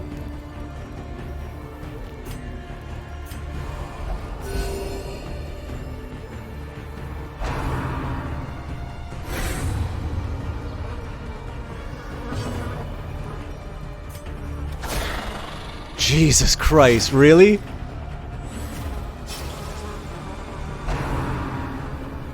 Oh my god, we might actually be able to do this.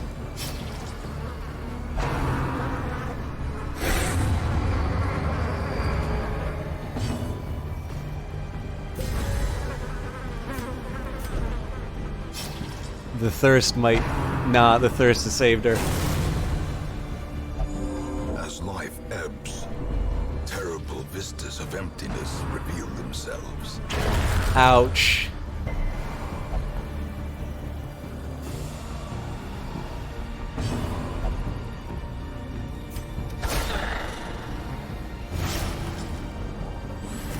A brilliant confluence of skill and purpose.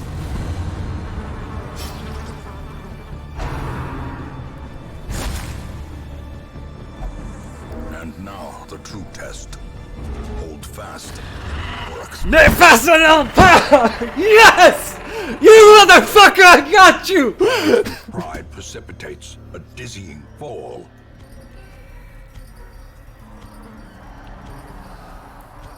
Ornaments, neatly ordered, lovingly admired.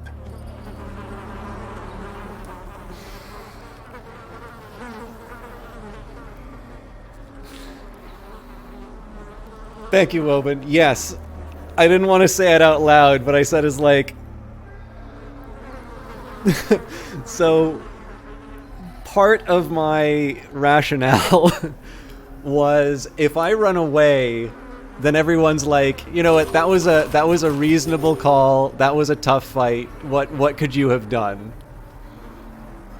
But it was just within striking distance, and I was like, on the tiny chance... Sorry to scream into the mic like that, by the way.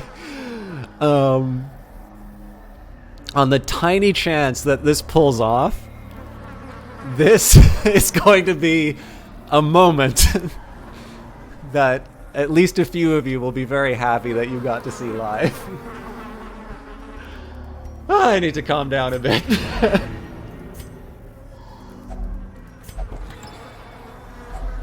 Well, thank goodness for that. In baubles, paid for in blood.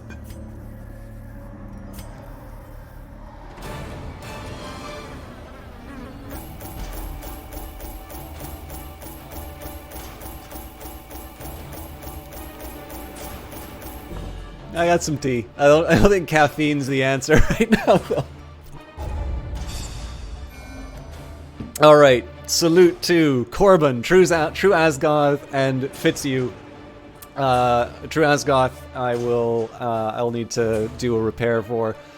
But Erasmus, against all odds, has survived and has legophobia as a result.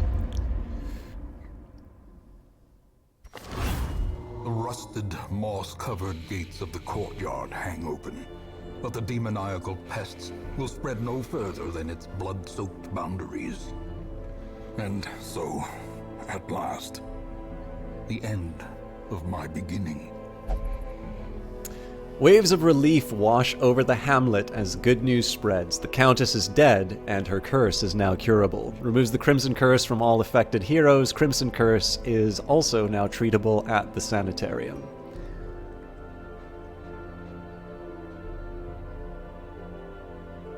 Survived is a strong term for his form that came of that dungeon.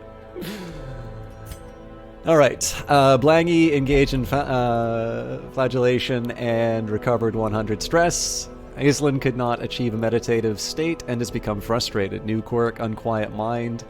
Aislinn has meditated and recovered 70 stress. V underwent effective disease treatment and cured the runs. Olaf II underwent effective disease treatment and cured the fits.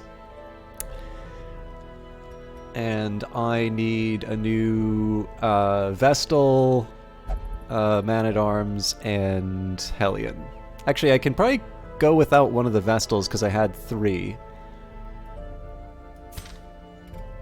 Man-at-Arms and Hellion I definitely want. Oh!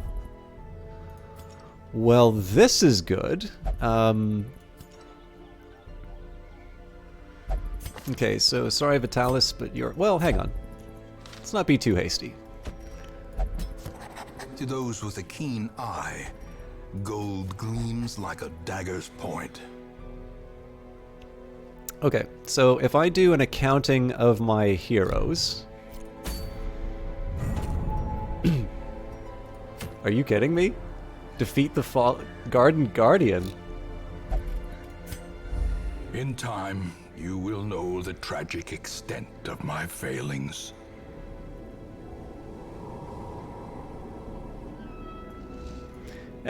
I'll look at that in the future. But okay, so sorted by the class. 2 lepers, Shieldbreaker, 1... Oh, that's right, I want a replacement Hellion.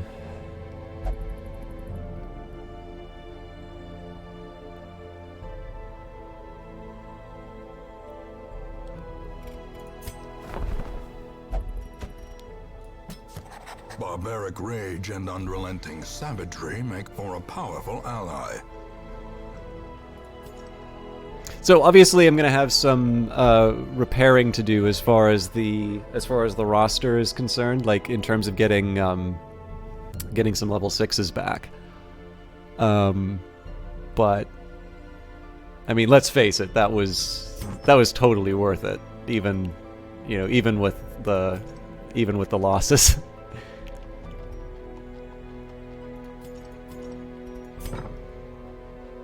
Okay. So what we're probably going to do in the next week, we'll take definitely with Sandaislin and V. We'll probably take Olaf as well. Well, actually, Olaf needs some stress heal. Okay, let's actually get that out of the way now.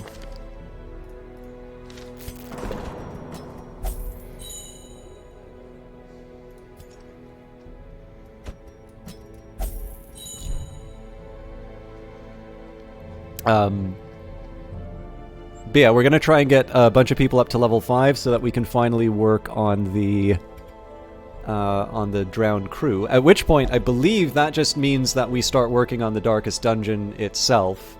I may want to do some more of the Color of Madness, because I don't know if you finish the Darkest Dungeon, if that's just the end of the game and you can't do anything else. I suspect it won't be, but maybe I'll take a look into that for myself. Oh, let's convert.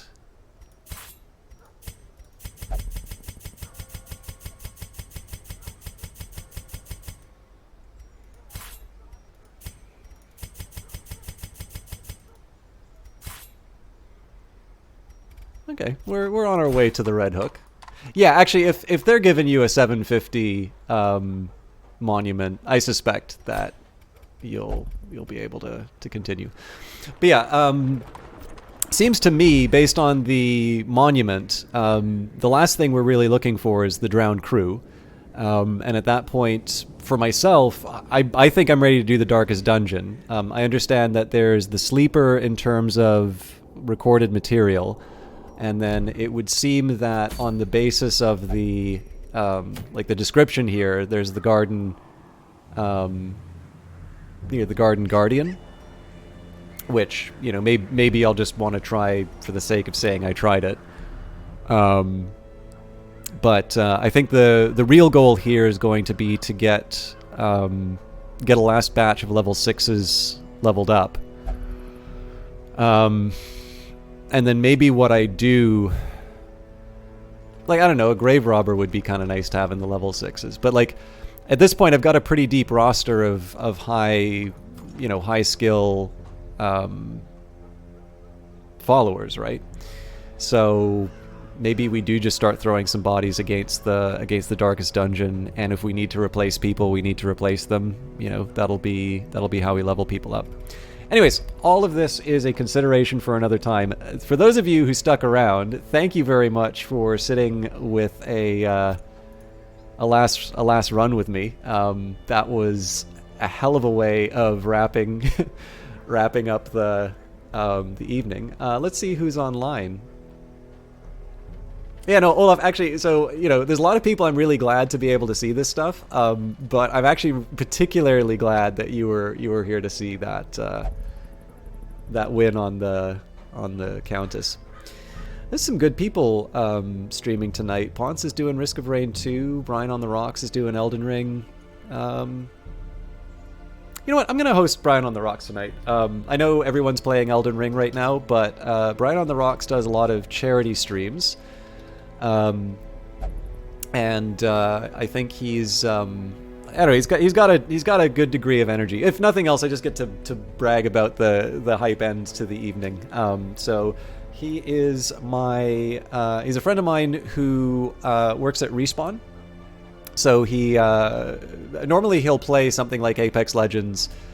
He's currently working. He used to work on Apex Legends. He's now currently working on one of the games that was, I think, largely suspected to be a Star Wars game, but is now confirmed to be a Star Wars game. He's not working on the strategy one. I believe it's a first-person shooter.